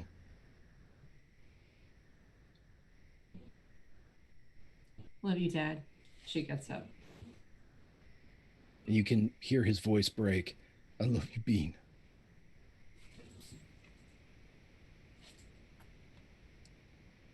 Ben holds onto your hand, Shannon, and he reaches back for Jerry or George. He's not sure if anyone will take it, but Ben's trying to keep you all together.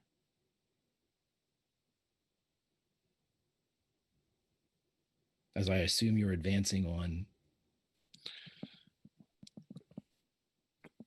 I think Jerry will take Ben's hand, and reach back to George and kind of just meet his gaze. Thanks. Got it. Let's go.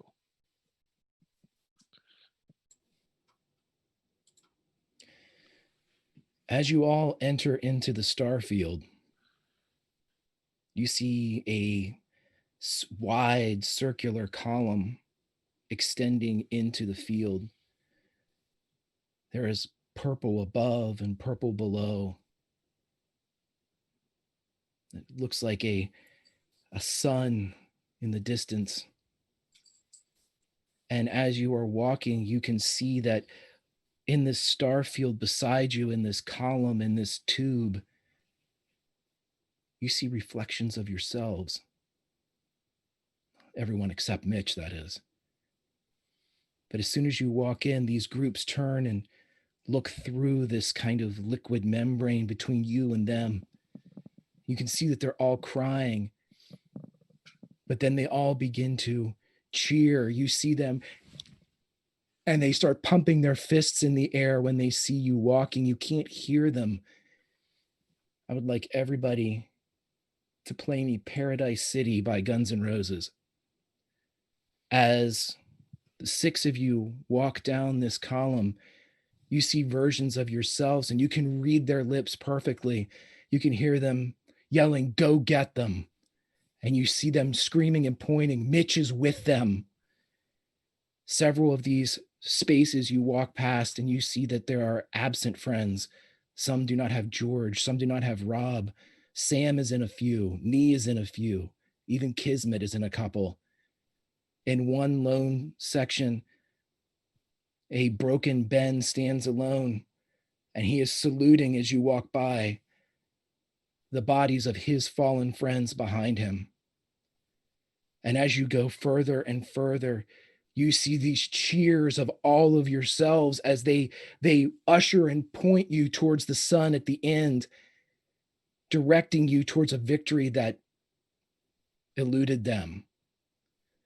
And as you walk towards the end, the silent cheers of the fallen, everything disappears into a swirl of stars and white light.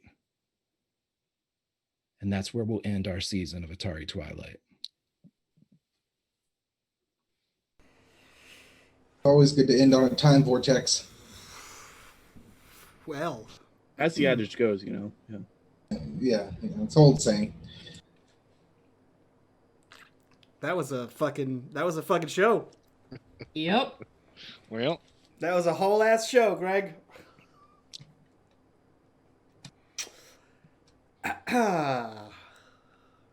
All right. Okay. I feel like we need like F's in chat, Yeah. claps in chat, something, We anything. need shots in chat. Shots. Yes. time we be hitting the old Stardusty Trail. Okay. Yeah. Okay. I'm out of water. I'm out of Coca-Cola. I'm out of drugs. This I is feel great. like we need to have a long after show. So let's do that. Everyone, if you want to see the after show and you want to support the channel, Patreon link down below. But for now, let's do our introductions and get the hell out of here so we can start this after show and we can start discussing season 3. That being said, we'll start with Meta.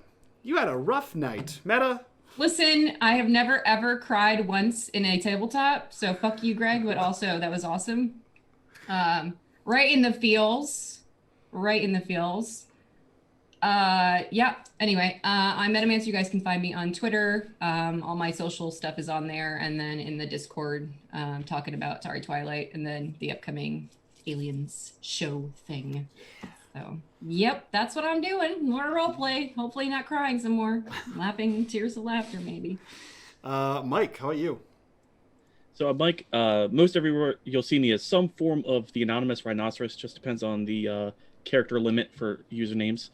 But really just Discord. I play video games, so hit me up if you see me on Steam or anything, or want to add me on Steam or Blizzard or whatever. Add me or send me a message. Yeah. Speaking of Blizzard, Bitters, who are you? Where can we find you on the internet? What are you up to? I'm Mr. Bitters. I hate everything. You really can't find me on the internet all that much, but yeah. Blizzard. I'm Stabby Joe or something. So that's a place. And on that Discord, although I may be in mourning for a few days, so. Let's jump over to Frags. Who are you? Where can we find you? What are you up to? Hey, I'm Kendall. You can find me on Twitter sometimes at KWFrags, and soon to I'm got this new thing coming up. I'm soon to reprise my role as Guy on the Couch, so look forward to that. Can't wait. Big fan of that role. And last but absolutely not least, especially tonight, Greg, take us out. What do you got for us? I got a couple things. The first is I love chat. I love the Atari Twilight writers room. I love the unMadeGaming community. Everybody that was in the bonus episodes, everybody that contributed and helped me over the summer get the World of Garrett dusted off and ready to go. You are all fantastic, fabulous, and you have a place in my heart forevermore. I will be leaning on you heavily for our return to Garrett in season 3. This is not the end. This is the beginning of music and memories and fun. And with that being said, I kept the very last corruption bar for right now. Everybody queue up. It's the end of the world as you know it. On a Earth, in a Garrett, in a paperback exchange, a hooded figure stares and looks around at the fallen bodies that used to work and live and react in this space. The eyes are filled with hate. They have never borne a tear. at least not one of grief, one of eclectic joy and suffering, perhaps, but not one of grief. He who walks between the rows stares and looks at this sancta sanctorum of Maggie Arkaville. He looks at her cooling body at his feet. He says to the shadows in between the bookshelves, "They're coming. Are you ready?"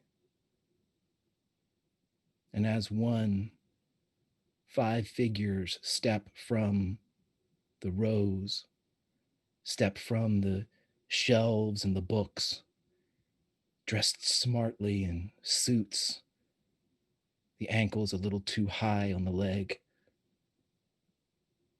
And as Rob Ott, Jerry Baker, George Butts, and Shannon Locke, and Ben McKenzie step from these areas, they look at one another, look to he who walks between the rows, and say, "Alleluia." See you next season.